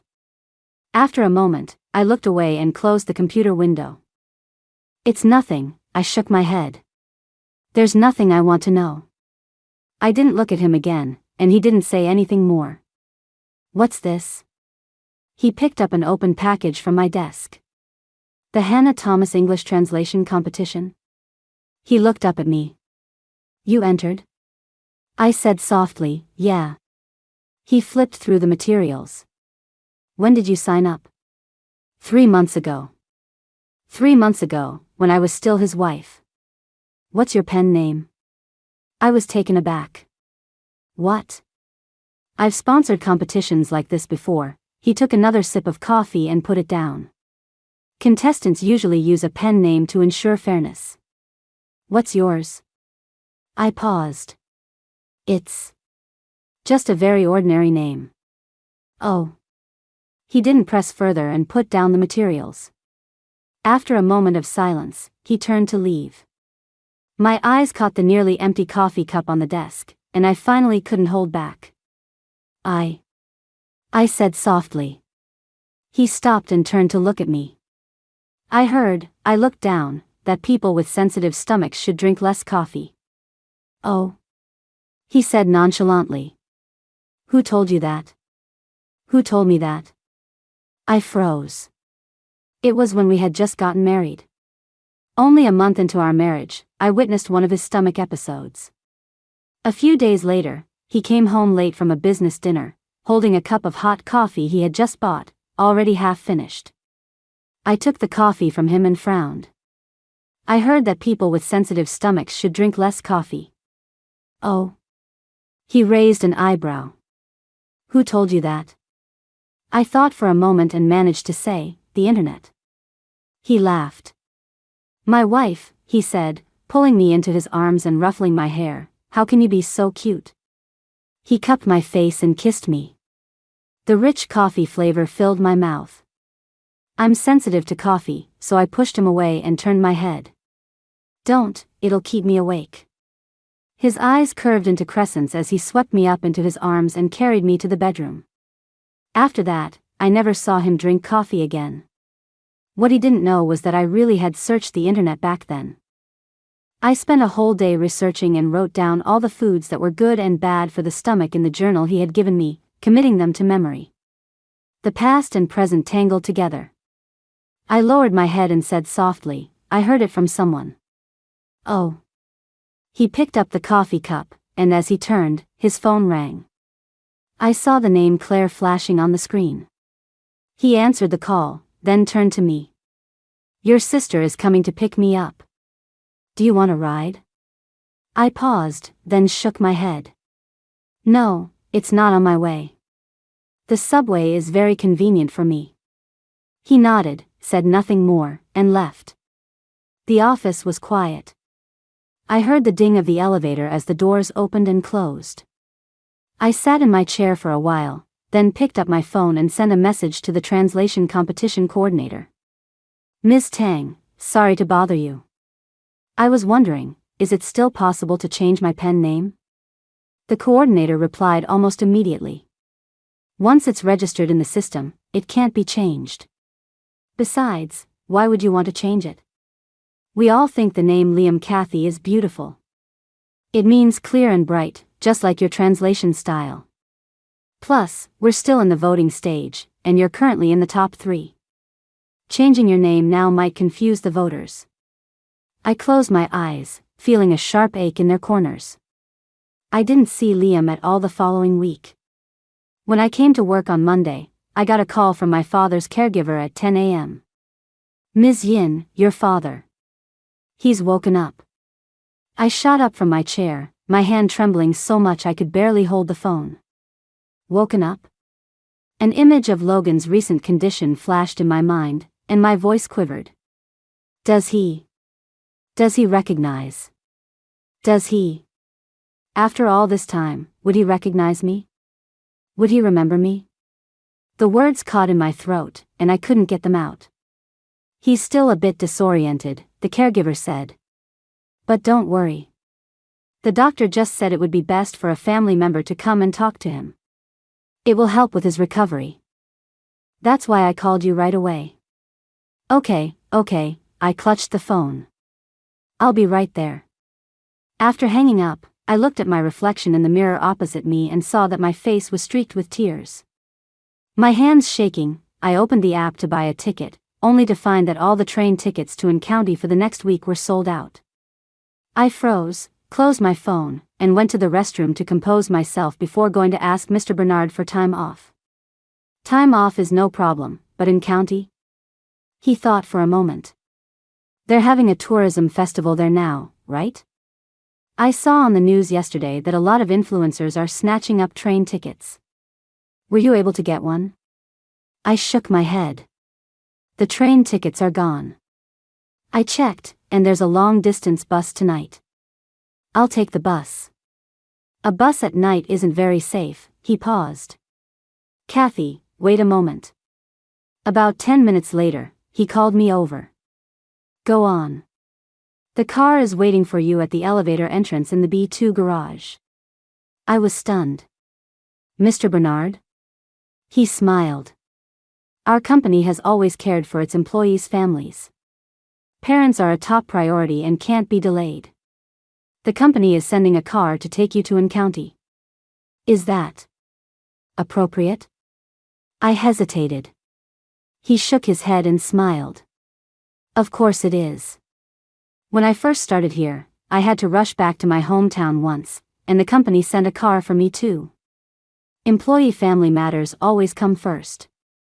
That's always been our company's principle. Don't worry, just go. I was in a hurry to get back, so I didn't refuse. Thank you, Mr. Bernard. I quickly gathered my things and took the elevator down to B2. The moment I stepped out of the elevator, I froze. The familiar Maybach was parked at the entrance, and its owner was leaning against it, his eyes gently closed. You're here? Hearing the sound, Liam opened his eyes and opened the passenger door. Get in. I stood rooted to the spot. I didn't know it was you. I clutched my bag strap tightly. I can take the bus. You just need a driver, right? What's the difference if it's me or someone else? He rested his hand on the car door and turned his head. You're Claire's sister, which makes you like a sister to me. It's no big deal for me, your brother-in-law, to give you a ride back to your hometown. I still didn't move. He walked over, took my bag from my hand without asking, and headed for the car. If we leave now, we can make it before dark. I don't want to drive at night. Get in, he said again, his tone leaving no room for refusal. I bit my lip and got into the passenger seat. It was the longest 5 hours of my life. Liam barely spoke the entire way. The air in the car felt solid, making it hard to breathe. The radio was tuned to FM 121. The music station I always used to put on when Liam drove. It used to be my favorite station, but now the music was giving me a throbbing headache. His presence was too close. The familiar yet strange sense of pressure made me turn to look out the window, and before I knew it, I had drifted off to sleep. When I woke up, we had already passed a rest stop. I sat up, and a piece of clothing fell to the floor. It was Liam's coat. You're awake? He said, his eyes fixed on the road. If you're hungry, there's a burger in the door compartment. I got it at the rest stop. It's still warm. I nodded and unwrapped the burger, only to find that all the green peppers had been picked out. We arrived in County around 6:30 p.m. I glanced at him driving and said softly, thank you. For today. You can't go to the hospital tonight anyway. Which hotel did you stay at last time? I can go check you in. He stared straight ahead, only speaking after a long pause. The hygiene at that hotel last time was terrible. I didn't sleep a wink. Then I'll look for another one. That was the best hotel in town, he frowned. And with the tourism festival going on, it's unlikely any hotel will have a room tonight. I was taken aback. I hadn't thought about this when I got in the car. Your house. He parked the car in front of my home. There's another room, your father's old room, right? He turned, his expression helpless. If you really want to thank me, just let me stay here for one night. I brought Liam back to my house. I had cleaned my father's room the last time I was back. I got out clean sheets for Liam and went to the small market at the entrance to buy him a new set of toiletries. He was probably tired from the 5-hour drive. He closed his door and went to sleep early. I lay in bed, exhausted, but I couldn't sleep no matter how hard I tried. The next morning, when I got up, he was already in the living room. A pile of certificates was scattered on the table in front of him. They were all the awards I had won before I dropped out of high school. Sorry, he said, looking up at me. It was a bit hot last night, and I was looking for a thinner blanket in the cabinet when these fell out. He started organizing them one by one. These were probably arranged by date originally. It was too dark last night, and I was tired, so I didn't have time to sort them. I only realized they were awards this morning. Don't worry about it, I went over and stacked the certificates together. They're useless now anyway. You don't have to be so meticulous. Silence. Why? He asked softly, did you drop out of school? I paused, straightening the stack of certificates. My dad was hospitalized back then. He needed someone to take care of him during the day, and we needed money. I didn't have the time or energy to study anyway, so it was better to just go out and earn money. He lowered his eyes and didn't say anything more. What, I paused, do you want for breakfast? He looked up at me and said softly, an omelet with ketchup. I froze. My fingertips dug into my palms. I stammered, we don't have any ketchup. Oh, he said lightly. Then never mind. Anything is fine. I went to the kitchen and started making porridge, my mind in a turmoil. An omelet with ketchup was my favorite breakfast, and it was the first breakfast I ever made for Liam after we got married. It became a sort of ritual. The morning after he returned from a business trip, I would always wake up early to make him an omelet with ketchup. He loved to come up behind me while I was cooking, wrap his arms around my waist, and nuzzle my neck, refusing to be shooed away. You're not even helping, I would always say with a laugh. Let go. Don't distract me. No, he would say like a spoiled child, holding me tight. I'm not letting go. The sound of familiar footsteps approached from behind. I stiffened. He walked up behind me, his presence so close it was terrifying. I was rigid, wanting to move but feeling as if I were paralyzed. Do you have a glass for water? He asked from behind me. I couldn't find one in the living room. I closed my eyes, took a glass from the cabinet, and handed it to him. My hand was already trembling. After breakfast, Liam drove me to the hospital. Seeing the person in the hospital bed, the tears finally came. Dad. My father was propped up in bed. He reached out a trembling hand and touched my head. Kathy. He said, his mouth barely opening. You're all grown up. I held his hand tightly, sobbing uncontrollably. Dad. Is okay now. He raised his other hand and gently wiped away my tears. His gaze shifted upwards and landed on Liam. This is. I wiped my tears. This is. My sis. Sis. Dad, Liam said, stepping forward. My body went stiff. My father was stunned too. Good. In an instant, a look of relief washed over my father's face. He squeezed my hand. Good. That's wonderful. He beckoned Liam over, took his hand, and placed it on top of mine. Kathy has been through a lot. Tears welled up in his eyes. You have to treat her well. Liam nodded. Don't worry, Dad. After talking with my father for a little longer, Liam and I left the hospital room.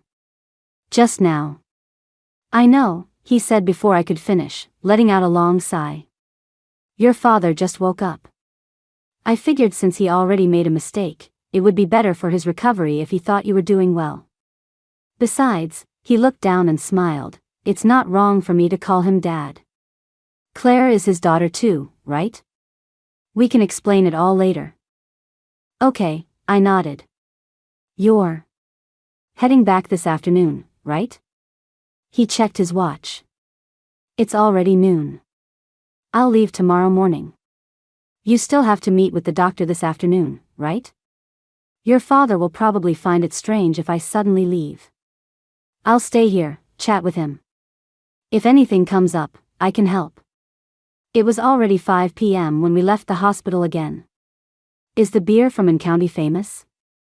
Liam asked suddenly, looking at a sign by the road. I looked over. There was a brewery in County, but it only sold locally. Since I'd been back, I'd noticed a lot more signs, probably trying to build the brand during the tourism festival. Liam went over and bought 2 bottles of beer. He smiled. I was in such a hurry last time, I didn't get to try it. Back at the house, he opened a bottle and started drinking. I watched him down half the bottle in one go, wanting to say something but holding back. I got up, went to the kitchen, washed some vegetables, and started making dinner. Need any help? He came into the kitchen and picked up the knife I had left on the cutting board. Let me help you chop the vegetables. I was about to say no when I heard him cry out. I turned around to see a drop of blood welling up on the tip of his left index finger. In a panic, I dropped the vegetables and rushed over. You don't even know how. Why were you trying to chop anything? What do we do? I was so anxious I was on the verge of tears. I don't know if there are any bandages in the first aid kit. I let go of his hand and frantically rummaged through the kit in my father's room. I found some bandages, but they were long expired. I had no choice but to use one anyway. Should we go to the hospital to get it disinfected? As I was applying the bandage, I said, I don't know how deep the cut is. Why are you so care? Before I could finish the word careless, he suddenly pulled me with great force, pinning me against the wall. I stared at him, stunned. Before I could react, his uninjured hand shot up to cup my chin. His eyes burned with a fiery intensity, and his lips were about to descend on mine. I shut my eyes in fear. But just as our lips were about to touch, he stopped. Our noses were touching, our breaths mingling. I opened my eyes. We looked at each other, and my whole body was shaking. He stared at me for a long time, then slowly let go. Sorry, he said, taking a step back. I was a bit drunk. I mistook you for someone else. His downcast eyes held no warmth. He turned to leave. I leaned weakly against the wall, watching his retreating figure, my heart pounding. Liam. He stopped but didn't say anything. Don't do this, my tears started to fall. Please don't do this anymore. Don't torture me like this anymore. You already know everything. Why? Why are you still being so good to me? Why don't you ask me anything? Why aren't you blaming me? Why don't you hate me? Why are you still pretending like nothing happened? What did you call me? He asked, his back still to me, each word deliberate. Liam, I looked at his back, shaking my head, tears streaming down my face. He spun around, pulled me into his arms, cupped my face with both hands, and looked at me intently. Kathy Yin, do you know who you're calling? I closed my eyes and nodded, crying. Liam, Liam. After a long sigh, his kisses rained down on me. I was completely engulfed by his presence, a release of pent-up emotion, a long overdue indulgence. After what felt like an eternity, he finally let me go. He rested his forehead against mine and asked, what else? Tears streamed down my face.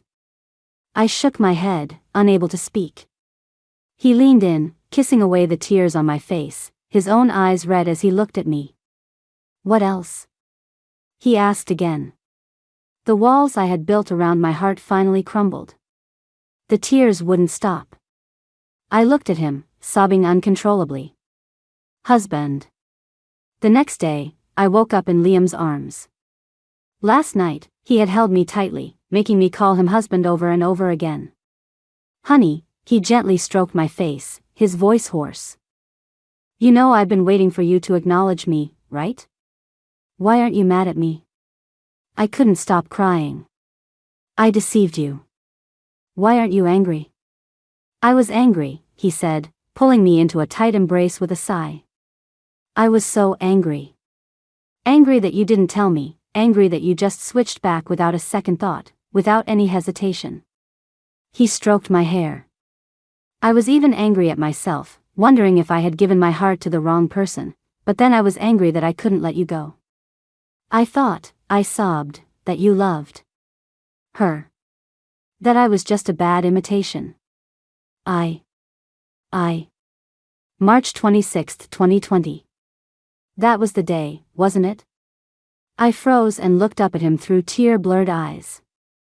That was the day in the hospital when I first met him as Claire. Silly girl. He touched his forehead to mine and sighed. But my already oxygen-deprived brain felt even more confused. Before that, you clearly, you were very much in love with Claire. But he didn't let me finish the question. Under his passionate assault, my mind went blank, losing the ability to think about anything at all. After a long time, I lay limp and exhausted, my eyes closed, drifting off to sleep. Honey, if you found out, his chin gently brushed against my forehead, that I'm not actually a good person, would you still love me?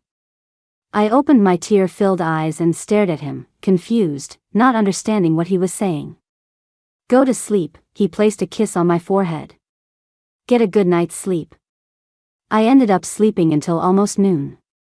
I hadn't slept that late in a long time.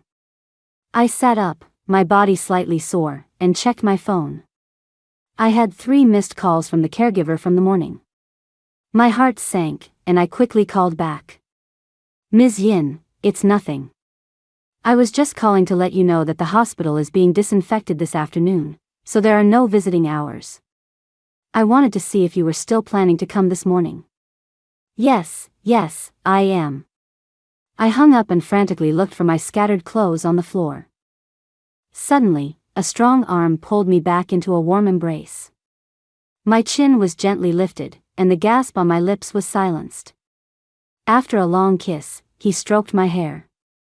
I'll take you to the hospital first, then I'll go get us some lunch. What do you want to eat?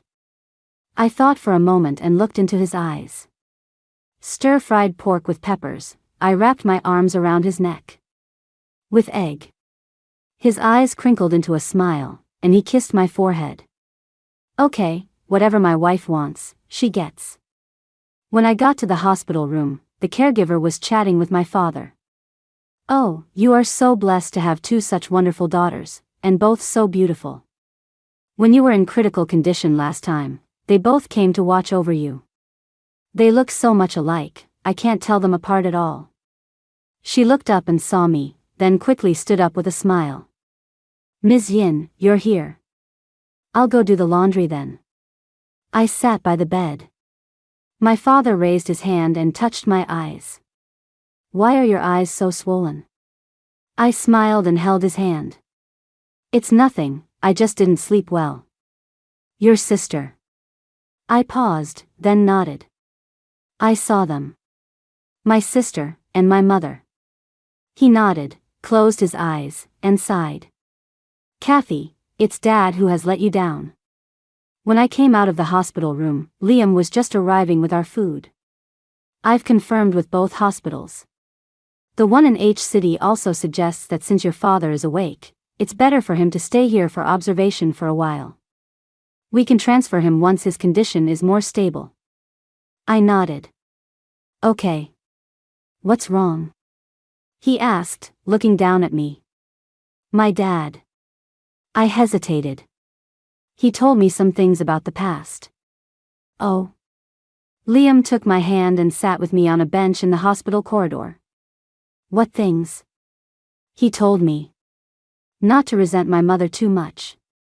He said that when I was little, she actually came back once with Claire. But at that time, my dad had just lost his job at the factory after a fight and was drinking all day. So when she came back, my dad blamed all his misfortune on her and drove her away. After that, she never came back. Just moments before in the hospital room, my father had held my hand, tears streaming down his face, and said, "Kathy, I've thought more than once that if I hadn't driven your mother away back then, you would have had a much better life. You wouldn't have had to suffer so much with me." Liam put his arm around my shoulder. "Honey, it's all in the past." "I know," I leaned on his shoulder. "I just find it a little strange." "What's strange?" I sat up straight. "Isn't it a coincidence? My dad was provoked by someone at the factory, which led to the fight.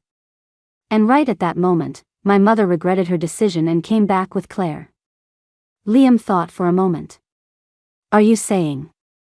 "And Logan," I said. "Logan also got into a fight and ended up in the hospital. Just like my dad back then. I feel like the Lowe family." "What?" I looked up. "Are you suspecting that your father being provoked, getting into a fight, and being fired back then might also have been related to the Lowe family?" I nodded, hesitating. "Am I being too paranoid?" "Not necessarily," he shook his head. "From what I know of Mr. Lowe, he's a master manipulator who will stop at nothing to achieve his goals. The people from the factory back then, can we still find them?" Liam and I went to the old dormitory buildings that the factory used to own. Many of the old workers still lived there. "You're asking about Tom Bernard?" An old man shook his head. "He left the county years ago when the factory closed. No idea where he went." Liam and I exchanged a look. I sighed. "I guess it's been too long." The old man's eyes scanned my face. You wouldn't happen to be Henry Yin's daughter, would you?" I was taken aback, then nodded. "Sir, you know me? I can tell by your face. You look so much like your dad," he laughed. "After all, there aren't many people this good looking in our small town." "You're looking for Tom Bernard?" The old man narrowed his eyes. "Is this about what happened back then?" "Sir, do you know something about the fight between my dad and Tom Bernard that got him fired?" I asked eagerly. "Oh, that." The old man cleared his throat. "Well, I know a little something." Liam stepped forward, lit a cigarette for the old man, and slipped the rest of the pack into his hand. The old man glanced at the cigarette pack, nodded at Liam, clearly pleased. He blew out a smoke ring and said slowly, "Actually, about what happened back then. Those people, they approached me too." "Those people?" Liam asked. "Who were they?" "I don't know. The thing is, by that time, nobody was really interested in talking about Henry's wife running off anymore. But then one day, this guy shows up and offers me money to use the story to provoke Henry into a fight. I'm a man of principles. I don't do that kind of thing, so I said no. The guy probably thought I was just scared, so he told me all I had to do was provoke him into one fight, and the factory would definitely fire him, and I wouldn't get into any trouble." Did the man have any distinguishing features? Like an accent, or what he was wearing, his age? I asked anxiously. The old man waved his hand. "That was years ago. I don't remember. Later, I was transferred to a branch factory in the next county. It was only when I came back 2 years later that I heard Henry had been fired for fighting with Tom Bernard. And let me tell you, Tom Bernard was a real piece of work." I suddenly understood. Back then, Miss Shaw had regretted her decision. For whatever reason, she had regretted it and had come back with Claire, wanting to reconcile with my father. At that moment, Mr. Lowe had orchestrated this whole thing. Or, as Liam had said, he knew human nature so well that he knew exactly how to provoke my father, making it impossible for him to accept Miss Shaw back, and also showing Miss Shaw my father at his worst. That way, Miss Shaw had no way out and could only take Claire back to the Lowe family in H City, never to return, or dare to return, to N County again. That certainly sounds like Mr. Lowe's style, Liam said when we got back to the house. But even if we guess it was him, we don't have any proof, I said softly. It was too long ago. Besides, my father was the one who actually got into the fight. What about Logan? He said. Could we find any evidence from him? I paused, suddenly remembering that the hospital had given me Logan's phone and wallet. I just never had a chance to look through them. When we get back to H City, I'll look for it. Speaking of which, something else occurred to me. You. I walked over to him, hesitating. You've been gone for 2 nights. My sister. Won't she? Don't worry, he turned and pulled me into his arms. Nothing ever happened between me and Claire. He paused. I think she's probably happier that I'm not there. What do you mean? I didn't understand. He sighed.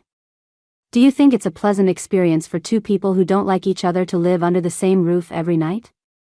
Then he smiled. Look, has she called or texted me even once these past few days? I stared at him, still not understanding what he meant. He pulled me down to sit beside him. Actually, he let out a long breath. The business alliance marriage with the Lowe family isn't what you think it is. The year before last, when I had just taken over the Booth Corporation, several of our cross-border partnerships ran into trouble. I knew that 70% of the Booth Corporation's business was in cross-border trade. At the time, these issues caused a huge stir. The market was filled with negative talk about the corporation and doubts about my abilities. Several senior members of the board started to challenge me, demanding the dismissal of senior management. I investigated for a long time and found out that the Lowe Corporation was behind it. The Lowe Corporation? I was stunned. Why would they do that? 2 reasons. First, the Lowe Corporation had always wanted a piece of the cross-border trade pie. The best resources and clients in that sector have always been firmly in our hands. Second, Mr. Lowe's health was failing, and before he handed the company over to his son, he wanted to use this to negotiate terms with us. I had just taken over the company then, and it was indeed my carelessness that gave Mr. Lowe an opening. During the negotiations, the Lowe Corporation proposed a business partnership and a marriage alliance. What they really wanted was to take half of our market share. So, you and my sister. She didn't want it, and neither did I, he said, shaking his head and pulling me into his arms. But I had no choice. The Lowe Corporation doesn't play clean. If I hadn't shown my willingness to cooperate with the marriage, they would have made their move, and our company would have been seriously damaged. I couldn't let the company my father and his generation worked so hard to build be destroyed on my watch. The Lowe Corporation has always been ruthless. Years ago, when they were on the verge of bankruptcy, a close friend of my father's was used by them. They transferred their debts under the guise of a partnership, and it ended up destroying his family. This has always been a source of pain for my father. And this time, they set their sights on us, trying to cause trouble right after I took over. My only option was to play along, let them think they were winning, and then slowly fight back. So that's why you helped Finn on those projects last year? Yes, he nodded. Just like the documents you found at the office, the Lowe Corporation got the better end of the deal in almost all of those collaborations. But in the process, I got what I wanted too. I learned some of their financial secrets. Finn is too arrogant and aggressive. He was so eager to take over our market to prove himself that he made it easy for me to find his weaknesses. Over the past year, I've been diversifying our business portfolio, planning expansions into the restaurant and entertainment industries to spread out the risk. That way, even if I ultimately lose in the cross-border trade sector, the Booth Corporation will have other industries to fall back on and will never collapse. So that was it. That's why he started the Clarity dessert chain last year. Claire was also a victim in this deal, in a way, he sighed. I could see her impatience and indifference on every date. I had also heard that she had a very intense relationship with a boyfriend in college. So my initial plan was to get engaged first to appease the Lowe family and hopefully resolve everything before we had to get married. Then, why did you marry me? I didn't understand. He paused. Because I fell in love with you. He smiled. If my initial kindness towards Claire was out of guilt for having to put on an act, then after March 26, 2020, I was no longer acting. I fell for you and got myself trapped. That was something I never saw coming. I wanted to marry you, so that even if something happened to the Lowe Corporation, you would still be Mrs. Booth and wouldn't be too affected. If the Lowe family tried to use you again for anything, I could better protect you. But I was also very torn. He shook his head with a bitter smile. I didn't know how you would feel when you found out that I was the one pulling the strings behind the Lowe Corporation's downfall. After all, those are your parents and brother. Would you hate me? Would we be over? He stroked my hair. I even thought about just letting it go, giving them half the market share. Is business really that important? It didn't seem so anymore. But I only have one wife. As long as you and I, the two of us, were okay, that's all that mattered. Every night, watching you sleep, I felt a little scared. I couldn't tell you, I didn't dare to tell you. I sound like an idiot, don't I? He said, smiling at me. I never knew any of this. So when Claire brought me to N County to see you, I was furious, but I also felt a strange sense of relief, he said with a wry smile. Relief that my wife wasn't actually Claire, because that meant you wouldn't hate me for what happened to the Lowe Corporation. Silence. Honey, he turned to look at me and asked softly, after hearing all this, do you want to leave? I looked up, wrapped my arms around his neck, my eyes stinging. Why would I leave? I'm never leaving again. He smiled and held me tight, but then he raised his hand pitifully. But you really are cruel, he sighed, waving his bandaged finger accusingly. Stomach aches, drinking coffee, nothing worked. You had to force me to self-harm and bleed before you would acknowledge me, right? Still holding a grudge. I wiped my eyes, slipped out of his embrace, and went to my bag to get a new bandage. The cut on his finger had almost healed. I looked at him and said softly, you idiot. I know, he touched his forehead to mine and smiled. I'm an idiot. After 2 more days in N County, Liam and I returned to H City. One afternoon a week later, Claire suddenly said she wanted to have lunch together. Claire called me, Liam frowned. She said. She wants me to bring you along for lunch. Where are we eating? A new trendy restaurant next to H City Hospital. H City Hospital? I understood. She probably doesn't want to eat. She wanted to see someone. When Liam and I left the office, Claire's car was already parked on the side of the road. Kathy, she came up to us, smiling.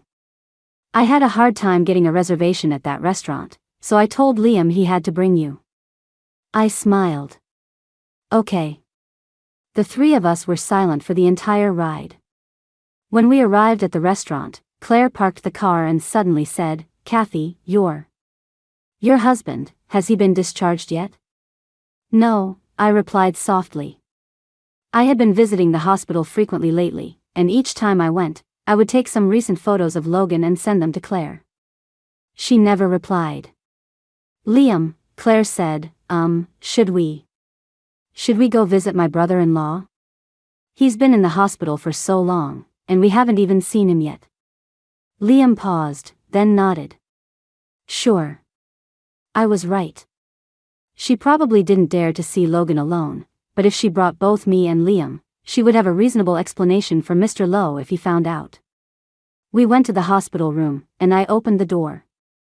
Logan's hair had been shaved off due to his head injury, but it had grown back quite a bit over the past few days.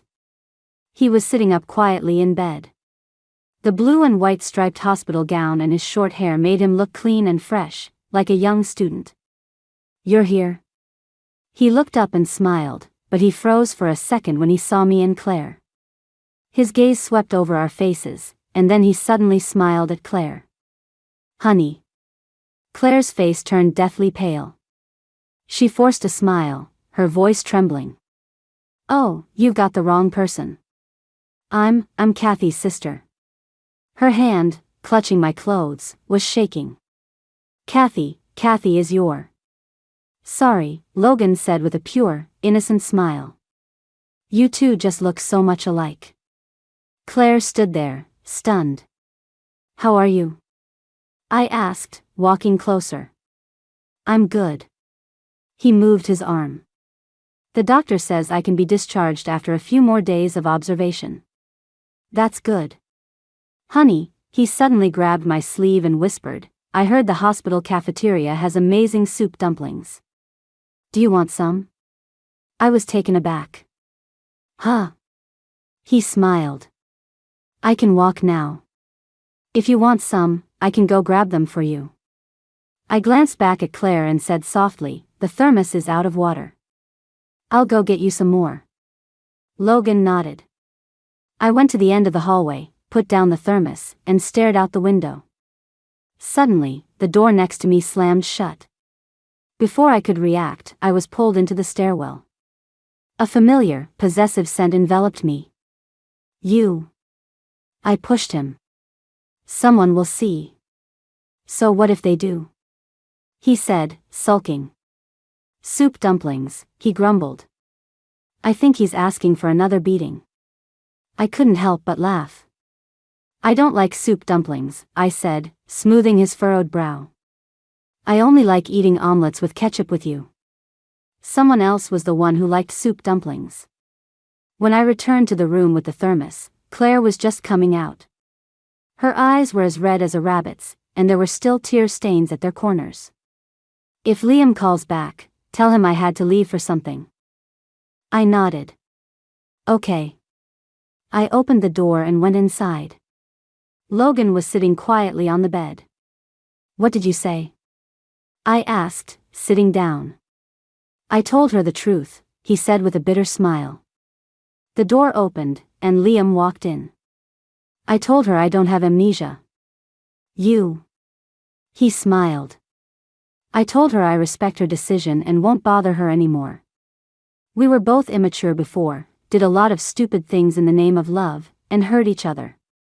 Now that I've had a near-death experience, I've figured a lot of things out.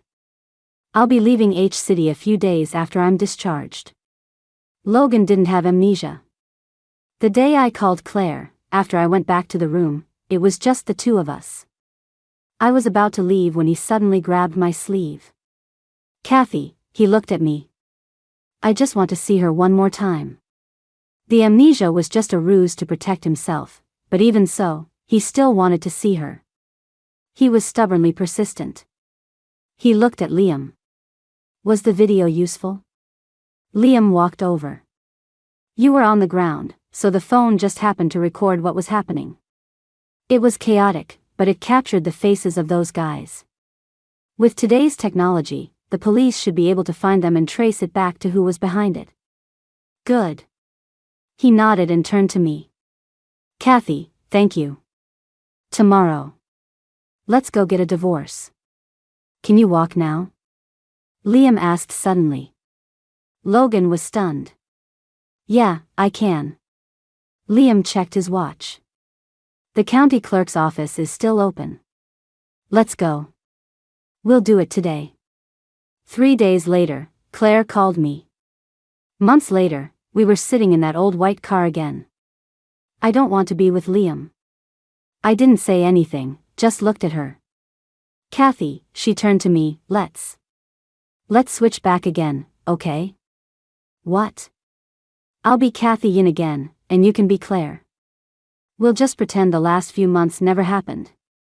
"Claire," I cut her off, "we can't switch again." "No," she said urgently, "I won't make you switch back this time. Really, Kathy, I've thought it through. I'm never going to be Claire again." She was stunned. "Why? Don't you love Liam?" "You clearly..." "Kathy Yin is Kathy Yin," I shook my head. "I'm not going to pretend to be someone else anymore." She stared at me, dumbfounded. "I can't get over him, Kathy," she cried. "I knew I shouldn't have seen him. He's like a curse." The moment I see him, I can't leave. If you can't get over him, I said softly, then go to him as Claire. What are you saying? Her eyes were red. How could I possibly? Claire, I looked at her, you need to learn to solve your own problems. You can't spend your whole life running away or relying on others to get what you want. You ran away with Logan, that was an escape. You came back after leaving him, that was also an escape. And now, you want to run away a third time? What do you really want?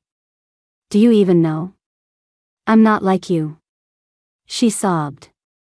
No one ever taught me how to solve problems. I can't do it. You can, I looked at her steadily. We have the same blood. If I can, you can too. I paused. This time, I won't help you, and Liam won't either. She stared at me, dumbfounded. Stop running away, I looked at her. Don't you understand by now? You will never get what you want by loving, chasing, and pretending as someone you're not. I handed her a bag containing the keys to the car and the rental apartment. Here, these are yours. They were never mine to begin with. Now, I only wanted what was truly mine. Will he still want me? She asked softly, clutching the bag. How will you know if you don't try? I sighed. After all, true love can't be faked. Just like in County, Liam had recognized me at a glance. Just like at the hospital, Logan had recognized Claire at a glance. Even with an identical face, even after swapping names and identities, the person who loves you will always recognize you. Think about it, I said softly. Logan got a job as a graphic designer at a magazine. He's leaving H-City the day after tomorrow. She stared at me, stunned. You knew. Claire, deep down, you know it too. I looked out at the blue sky. We were both wrong before. The person who loves you will never mistake you for someone else. If you love him, don't leave any regrets. A few days later, Logan left. Liam and I went to see him off. Claire didn't come. She never went back to the Cloud Palace condos, moving back to her parents' house instead. A month later, the Lowe Corporation was in trouble. Using Logan's video, the police were able to trace and dismantle a local gang that the Lowe Corporation had been supporting. During the investigation into the company's finances, they discovered numerous other issues. Liam sold off all his shares in the Lowe Corporation. As a major shareholder, his move caused a panic in the market, and everyone followed suit. Mr. Lowe and Finn were arrested. The Lowe Corporation officially entered bankruptcy proceedings. A frantic Ms. Shaw urged Claire to go back to the Cloud Palace condos and beg Liam for help. She went, but she told Liam, let's get a divorce. Liam had expected this. He just looked up and asked, what do you want? They signed the divorce papers that day in the presence of their lawyers. Claire didn't ask for anything, only a plane ticket to J-City. J-City was where Logan was. 3 months later, I saw her again in the small park below the Booth Corporation building. She had helped Ms. Shaw handle most of the Lowe family's affairs. She was tanner, and she seemed different from before. Her smoking habit, however, had made a comeback. She pulled out a cigarette. Mom had a hard time accepting the company's collapse at first. She was a rich wife for too long. I had to counsel her every day, like her personal therapist. By the way, she looked at me, thank you for taking care of her while I was in J-City for those 2 weeks. I shook my head. After all, she was my mother too. Claire said, a little embarrassed, she heard you brought Dad to H-City too. She said she wants to see him. She mentioned it to me too, I said with an apologetic smile. I asked Dad about it. He said it's been so long. He used to be unable to let go, but now he truly has. It's better not to meet again. Just be strangers. That's for the best, she said after a long pause, slowly exhaling a puff of smoke. I'm going to J-City next week. Logan. He still won't see me, a bitter smile touched her lips. But I'm not giving up. He had chased her to H-City. Now, she was chasing him to J City. Kathy, she said after a long silence, I've always wanted to tell you, for everything that happened before, I'm really sorry, and thank you so much. I shook my head. It's all in the past. As I was leaving, I told her, you should really smoke less. She turned, flicking her newly permed wavy hair, and waved with a smile. Nope. I don't have to pretend for anyone anymore. Still as willful as ever. After Claire left, I sat on a park bench, waiting for Liam. A few moments later, I saw him walking over, holding a package. What's that? I went up to him. It was delivered to the office today. He placed the box on the bench. It's from the translation competition organizers. I opened it. Inside was a first-place trophy and a job offer letter. So, he stroked my hair, can you tell me now what pen name you used? You really don't know? I tilted my head with a smile. He pulled me into his arms, his voice soft and gentle. I do, but I want to hear you say it. I wrapped my arms around his neck and met his smiling eyes. Liam Cathy. Liam Cathy, meaning clear and bright. A clear and bright true love is never mistaken. Epilogue. At 5 p.m., Liam finished his meeting and rushed home. Mr. Booth has been leaving on time lately, hasn't he? Amy cautiously asked Mr. Bernard. Mr. Bernard just smiled and said, Mr. Booth is a family man. As a competent secretary, he didn't say more. What he really wanted to say was that his wife was 5 months pregnant with twins, and if she didn't chase him out of the house every day, Mr. Booth wouldn't even want to come to work. It was a blessing they still saw him at the company at all. The moment Liam got home, he went straight to the study. Sure enough, he saw his wife at the desk, her pregnant belly prominent, still translating materials. After the Hannah Thomas translation competition, Liam Cathy's translation skills were unanimously recognized by the judges. Cathy Yin received an offer from a publishing house and has since translated several collections of English poetry. You're back. Cathy heard him and looked up with a smile. Didn't you say you had dinner with an old classmate today? Why are you back so early? She said, preparing to stand up. The reservation is at 7, Liam said, helping her up with extreme care. I wouldn't be able to eat in peace without seeing you first. No more work tonight, he said bossily, gathering the books on her desk. Only fun and rest are allowed. Her eyes crinkled into a smile. I know. You should go now. Isn't this your best friend from college? You haven't seen him in years. Don't keep him waiting. Liam nodded but still stayed at home until he saw Cathy finish her dinner before leaving just in time for his appointment. Tyler was already waiting. Congratulations, Tyler said, raising his glass with a smile. You're going to be a father. Thanks. Liam clinked his glass with his. Marriage really changes a man, Tyler teased. Your face is practically screaming, I have a wife and I'm happy. Liam laughed. Tyler smiled again. When's the due date? As the godfather, I need to prepare the gifts in advance. You'll need to prepare too, Liam said with a smile. Twins? Yeah, so they might come early. Tyler laughed heartily. Then you better be prepared. I hear many parents can't even tell their own twins apart. They reminisced for a while longer. Knowing that Liam was anxious to get back to his family, Tyler didn't keep him long. After parting ways with Tyler, Liam went to Clarity Desserts to buy a cake for Cathy. While waiting for the cake, his gaze fell on a seat by the window, and he couldn't help but think of what Tyler had said. Many parents can't even tell their own twins apart. He shook his head and smiled. Twins. It really was true. 3 years ago, right after he had taken over the Booth Corporation, trouble started. The company was embroiled in several contract disputes that caused a huge public stir. Someone is deliberately targeting us, his father had told him at the time. It's all in cross-border trade, Liam mused. Right now in H City, the only one who wants to compete with us in that sector, and has the ability to, is probably the Lowe Corporation.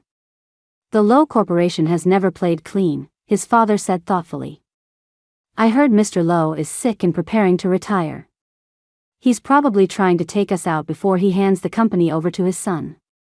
Those old guys on the board, a few of them have been clamoring every day to dismiss the management, his father continued with a frown. I bet the Lowe Corporation is behind that too.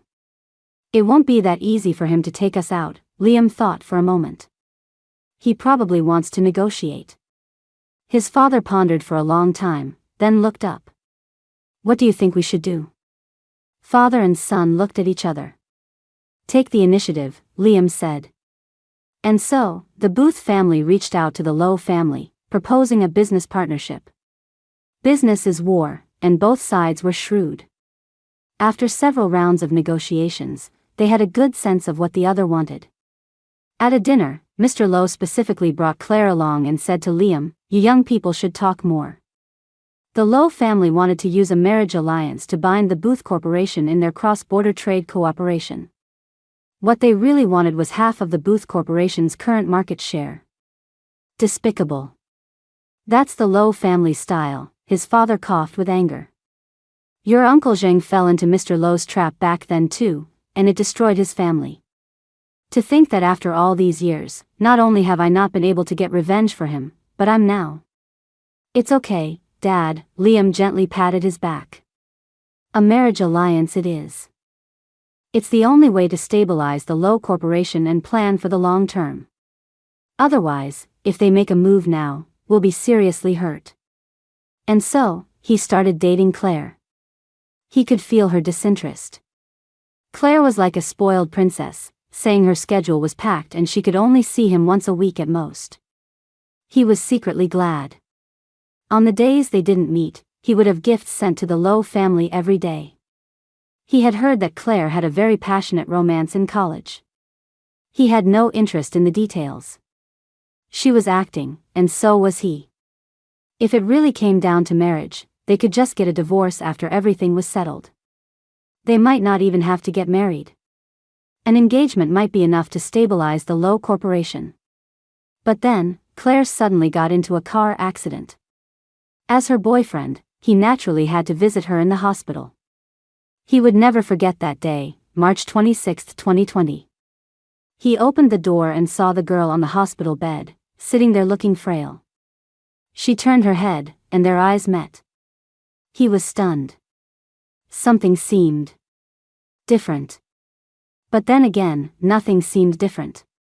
Afterward, he continued to date Claire as usual. She was still the same person, but for some reason, he always felt that she was much cuter after the accident. So cute that he would find himself staring at her blankly, and he started to look forward to every date with her. One day, he bought her a bubble tea. She pouted as she bit the straw and complained softly, "I can't suck up the boba." Really? He stood up from across the table and sat down next to her. "Let me see." He meant to look at the straw, but he couldn't resist. The moment she looked up, he captured her lips. Her eyes widened, and she held her breath, too nervous to move.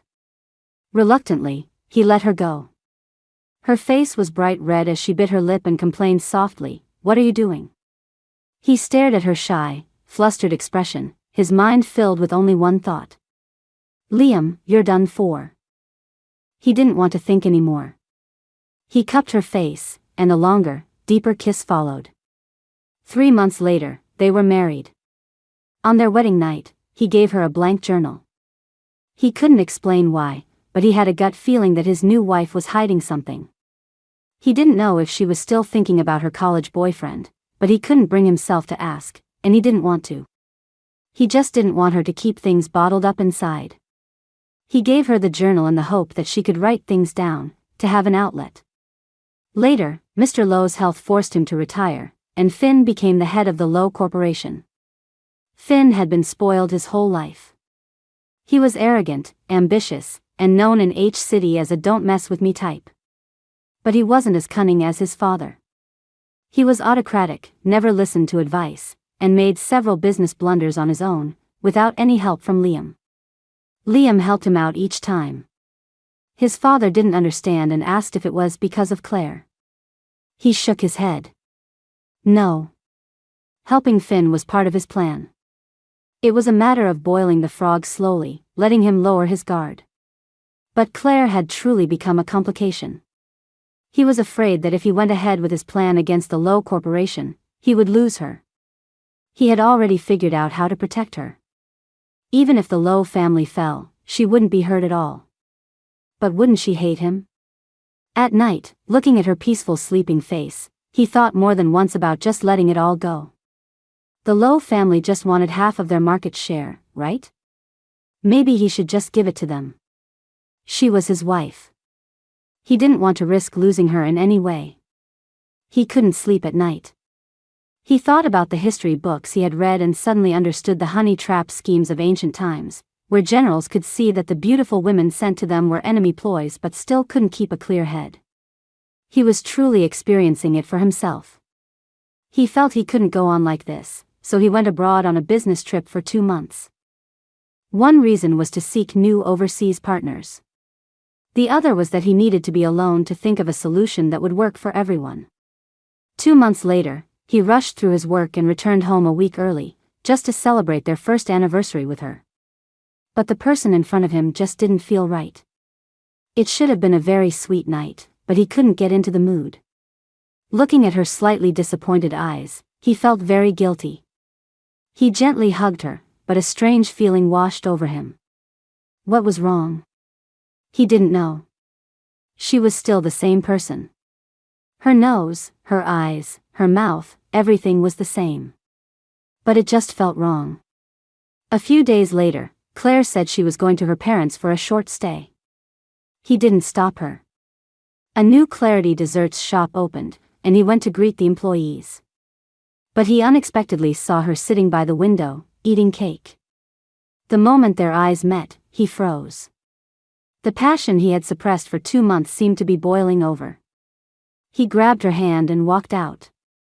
Back at home, the moment he closed the door, he kissed her eagerly. Thank God, he thought to himself. Nothing was wrong. It was all in his head.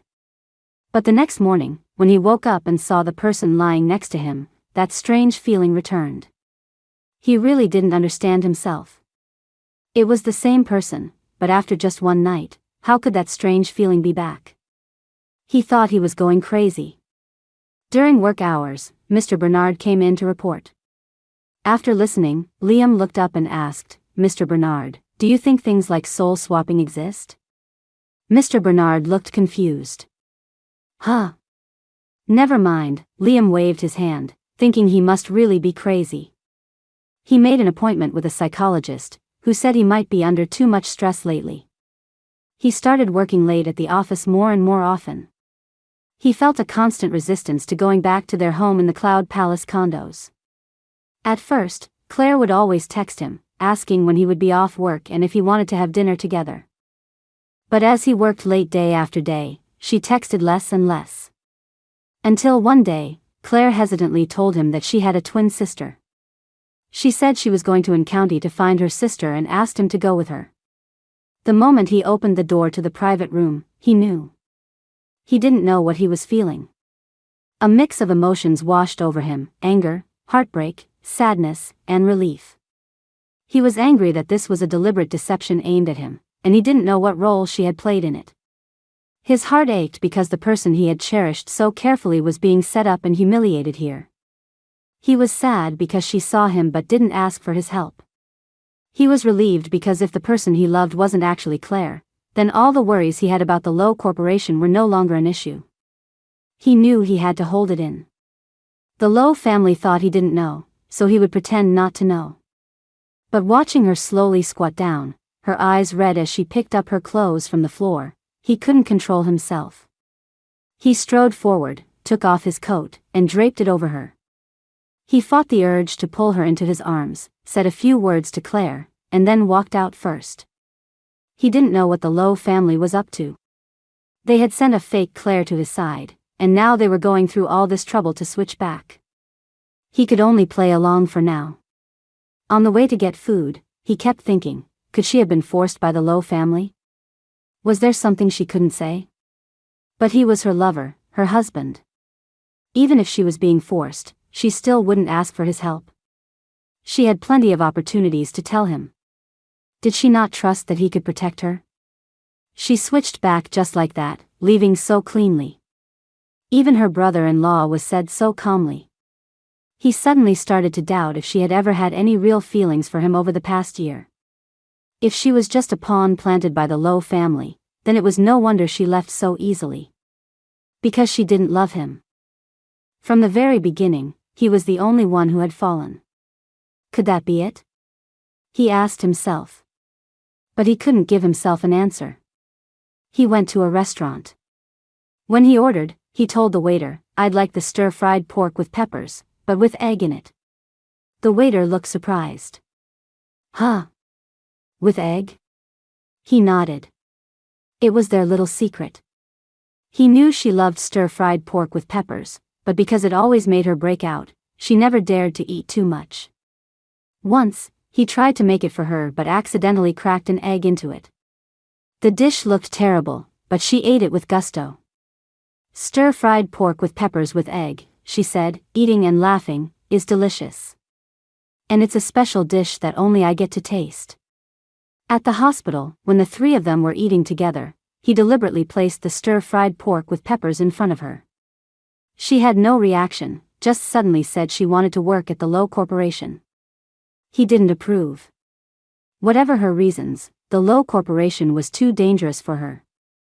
Coincidentally, Claire looked troubled, so he went along with it and suggested she work at the Booth Corporation instead. His reasoning was sound, and even Claire couldn't argue. No matter what she had done or what she was planning to do, it was better to keep her by his side, where he could protect her personally. After she started working at the Booth Corporation, he finally confirmed one thing. She had feelings for him. If she didn't, she wouldn't have made him porridge, she wouldn't have had that look of worry on her face when she saw his stomach hurting, and she wouldn't have run away after he said that thing about being fed. But she still wouldn't acknowledge him. When Mr. Bernard told him that Kathy was going to the hospital to see Logan, his temper flared. She ignored her own husband, who was right in front of her every day, and was actually taking care of that other man as if he were her husband. "You go with her. Make sure she signs the papers and comes right back to work. No delays." But she didn't end up coming back with Mr. Bernard. He said that Logan had woken up, and she had stayed at the hospital. He finished work early that day and had no other engagements. It was a rare, quiet day. But he didn't leave. He didn't know what he was waiting for.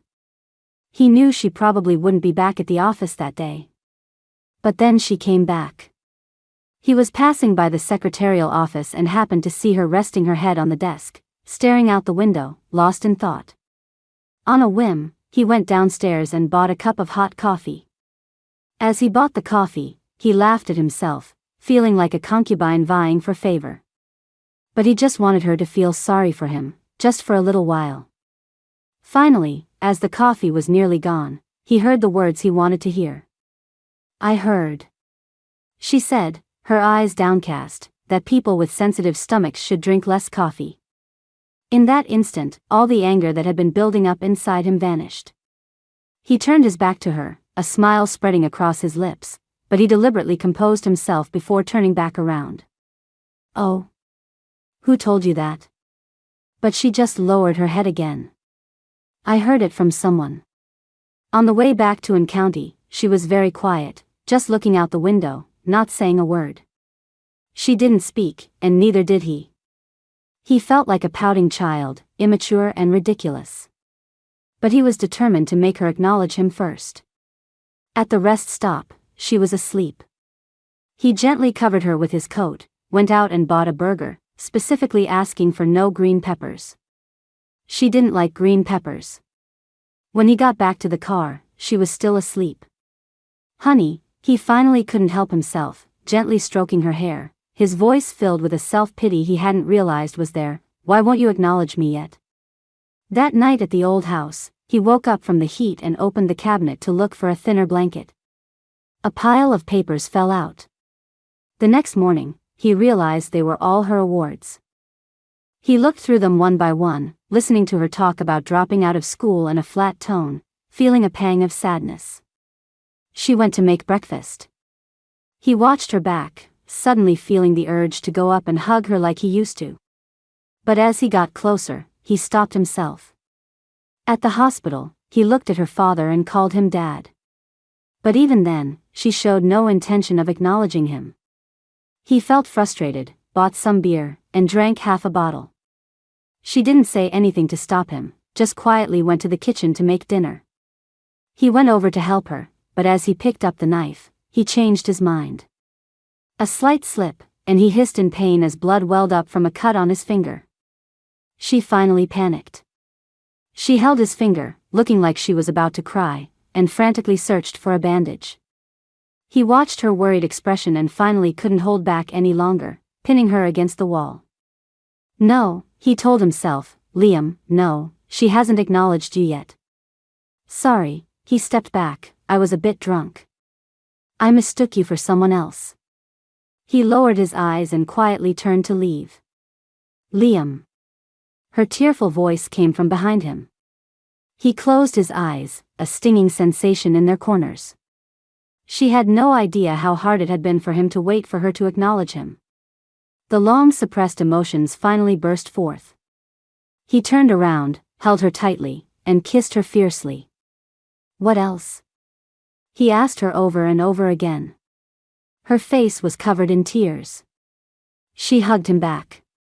Finally, he heard her say the two words. The two words he had been waiting for so long. His thoughts returned to the present. He was standing at his own front door. Honey?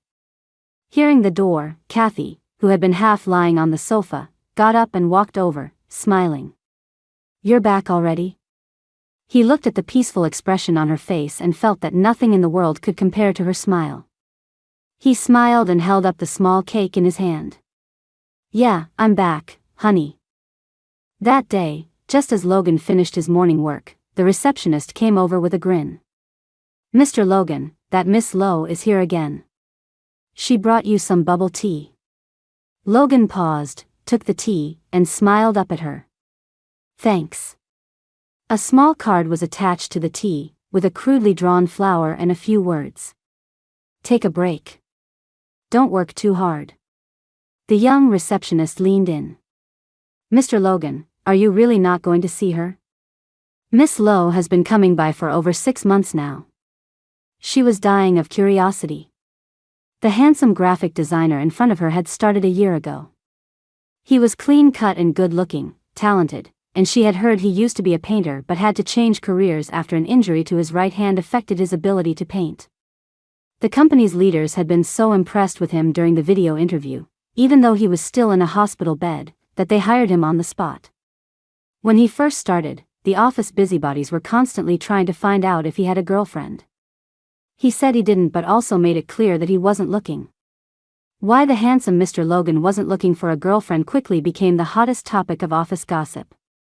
Single, talented, handsome, and with a great personality, it was a travesty for someone like him not to have a girlfriend. At an office dinner, a girl with a secret crush on him planned to get him drunk, but he refused to drink. When asked if he was allergic to alcohol, he just smiled and said 2 words. I quit. Gradually, the girls in the office gave up. Everyone concluded that no one would ever be able to win over the handsome graphic designer. Until one day, a young woman showed up downstairs. Everyone was leaving work together, discussing whether to get hot pot, when they saw a young woman standing at the entrance of the publishing house, her eyes red as she stared at Logan. Logan. The moment she spoke in her sweet voice, everyone's gossip-loving souls were reignited. But to their surprise, Logan just calmly walked over, said a few words to her, and then continued on to get hot pot with them. He was so calm that it left everyone at a loss. Do you think Mr. Logan is, like, a player or something? Could be. Look at how upset that girl was, and he didn't even flinch. Someone bold enough went to ask Logan about it. He just paused and said flatly that she was an ex-girlfriend and that they had broken up. But everyone felt that this ex-girlfriend was coming around a little too often. Logan wouldn't see her, but she wasn't discouraged. She would often just drop something off and leave. No one knew what she was trying to accomplish. In the evening, as Logan was cleaning his desk, he saw the cup of bubble tea from lunchtime. He picked up the cup, touched the little flower drawn on it, and his thoughts drifted. It was his sophomore year of college. He had his eye on a girl, Claire Lowe, from the Chinese literature department. His best friend put an arm around his shoulder and warned him, "Buddy, you're choosing hard mode. A lot of guys like that girl, but she's really hard to get. Her nose is always in the air." "Is that so?" He smiled, starting his motorcycle. "I happen to like a challenge." He started a thread on the school's online forum, posting a new drawing of Claire every day. The campus hunk of the art department chasing the campus belle of the Chinese literature department quickly became the talk of the school. Claire angrily came to find him. "What do you think you're doing?" "Chasing you." "Chasing me?" Claire's face turned red. "Doesn't mean you have to make it known to the whole school." This way, this way." "This way what?" He grinned. "This way I can eliminate all my competition before they even have a chance." Her face turned crimson. After a long moment, she managed to say 2 words. "Shameless. I'm openly pursuing someone I like." "How is that shameless?" He said deliberately. "You." She couldn't argue with him. She stomped her foot in frustration and ran off. Their 2 departments were close to each other. After that, every time she had class, Logan would have a classmate bring her a cup of bubble tea. There was always a small card attached with one of his drawings. Claire found him. "Stop sending me bubble tea. I don't even like it." "Then what do you like?" He replied with a smile. "Whatever I like, I don't need you to buy it for me." "Oh." He pretended to think. "But I heard you've been collecting all the little cards I draw." Claire froze, her face instantly turning red. She realized he had even bribed her roommate. "Claire Lowe," Logan walked toward her, step by step. "Do you like me?" "I don't." She denied. "Oh," he held out his hand. "Then give me back the drawings." "You." She bit her lip, cornered by him. "Can't bear to part with them?" "Who can't bear to part with them?" She was on the verge of tears. "Then give them to me." "You're asking for something back after giving it away," she said, aggrieved. "Are you even a man?" Logan was stunned, then laughed. "You don't like me, so why are you keeping my drawings? To show your future boyfriend?" Claire stared at him, wide-eyed, speechless. All right," he smiled and took a step back. "I'm just teasing you. You think you can just say it's okay and it's over?" She wiped away a tear. "You think you can just bully someone and get away with it? Then what should I do?" Logan laughed. He thought for a moment. "I heard the soup dumplings at the second cafeteria are really good. You have to wait in line to get them. Do you want some?" Claire froze. "How did you know I like?" She stopped herself and raised her voice. "Who wants soup dumplings?" Logan looked at her and smiled. He went to wait in line for soup dumplings as soon as his class was over. After buying them, he handed the bag to her and said with a smile, "If I can get you soup dumplings every day for a month straight, will you be my girlfriend?" Claire's eyes widened. "What are you talking about?" He nodded, cutting her off. "Then it's a deal." A month later, he drew a picture on the stone plaza in front of the girls' dormitory. In the picture, under a blue sky with white clouds, a girl was sitting on the back of a boy's motorcycle, looking free and happy. He stood in the middle of the drawing and shouted up at the dormitory. "Claire Lowe. It's been a month. Come down and be my girlfriend."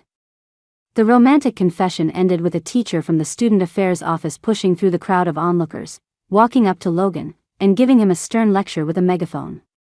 The teacher said he was vandalizing school property and ordered him to clean the ground and restore it to its original condition. In the evening, as he was bent over, painstakingly cleaning the ground, a pair of slender hands took the mop from him. The art department's prodigy? Claire raised an eyebrow. The drawing wasn't even that good. And so, Claire became his girlfriend. Logan's friends all told him that Claire's personality was too willful, too arrogant, too much of a princess. But he liked her that way. He was willing to spoil her. No matter what happened, he would indulge her. They were the most high-profile couple on campus, good-looking, openly affectionate, and indifferent to others' opinions. It was the best of times. But after graduation, Claire came to him in tears, saying that her father wanted her to marry into the Booth family. "What do I do, Logan? I don't want to marry Liam. I don't like him at all. I only want to marry you. What century is this? Are they still doing arranged marriages?" He couldn't understand. Claire shook her head, crying. "You don't understand. No one can defy my father." A while later, Claire suddenly told him she had found a solution. "Logan, did you know? I have a twin sister, in County." He went with her to County and met Kathy Yin. Logan was initially against Claire's plan. "It's absurd," he shook his head. "How could no one find out you two swapped? How will we know if we don't try?" Claire insisted. "We already look exactly alike. As long as Mom can't tell, Liam and I don't know each other well, and Dad and Finn don't pay that much attention to me, they'll never know. Isn't this unfair to Kathy?" "How is it unfair?" Claire didn't understand. "I'm giving her money, a better life, and even a rich husband. Isn't that better than the messy life she was living before?" Logan fell silent. It was true, from a material standpoint, the status of a Lowe family heiress and a Booth family young mistress was something Kathy could never have hoped for. "Claire," he took her hand, "are you really willing to give all this up for me?" "Yes," Claire nodded, her gaze firm. "Logan, I want to be with you. We have to be together." Yes, she was willing to give up so much to be with him. As long as Kathy agreed, maybe this really was the best arrangement fate could offer. Later, Claire and Kathy swapped identities, and he took Claire away from H-City. "You lied to her and said you were pregnant, and then had a miscarriage?" he asked, surprised. Claire pouted. "I had to make myself sound pitiful. Otherwise, how would Kathy have been soft-hearted enough to help me?" He later thought that if he hadn't let Claire have her way with everything back then, maybe the whole fiasco that followed wouldn't have happened. One night, Claire was craving soda, so he took her out to buy some. He went into a 24-hour convenience store to get the soda while Claire waited outside. She ran into 3 drunk local thugs. When he came out, the 3 men had Claire pinned to the ground. She was struggling and screaming for help. He rushed forward and punched the leader, and a 3-on-1 fight broke out. In the chaos, one of them picked up a brick and smashed it down on his right hand. The convenience store clerk heard the commotion and quickly called the police. The 3 men ran off. Logan held a trembling, sobbing Claire, feeling weak as he sat on the ground. After that, he could no longer paint. He had been a talented and confident young painter, full of dreams and hopes for the future. The sudden turn of events left both him and Claire at a loss. He used to think he would be a painter for life. Now, he didn't know what he would do. He started to doubt himself. Had he made a mistake? He didn't know how to do anything but paint. By irresponsibly taking Claire away, what kind of future could he give her? Claire was even more anxious than he was. She nagged him every day to find a job, even submitting his resume online for him. But this only made him more frustrated. He started drinking. His inner frustration and resentment were magnified by the alcohol. He started smashing things when he was drunk, as if it was the only way to make himself feel better. Claire was terrified. They started to argue constantly, make up, and then argue again. Finally, during one of his hospitalizations for alcohol poisoning, she left him a letter and disappeared. He was in the hospital for a full month before he went back to H-City to find her. He never thought she would give up on him so quickly, that she would switch back to her own identity so soon. He was resentful. Even if they were breaking up, he wanted to see her one last time, properly. He gave Claire 7 days, saying that if she didn't come to see him, he would tell Liam about the switch a year ago. But he waited for 5 days, and she never contacted him. He was heartbroken and drank a lot again. That night, he was walking down the street, drunk and alone, fumbling for his phone, trying to call Claire. Then, a sharp pain, and someone hit him over the head from behind. When he woke up, he was in the hospital, covered in injuries. The doctor asked him how he felt. He shook his head. "I don't remember anything." The person who came to see him was Kathy Yin.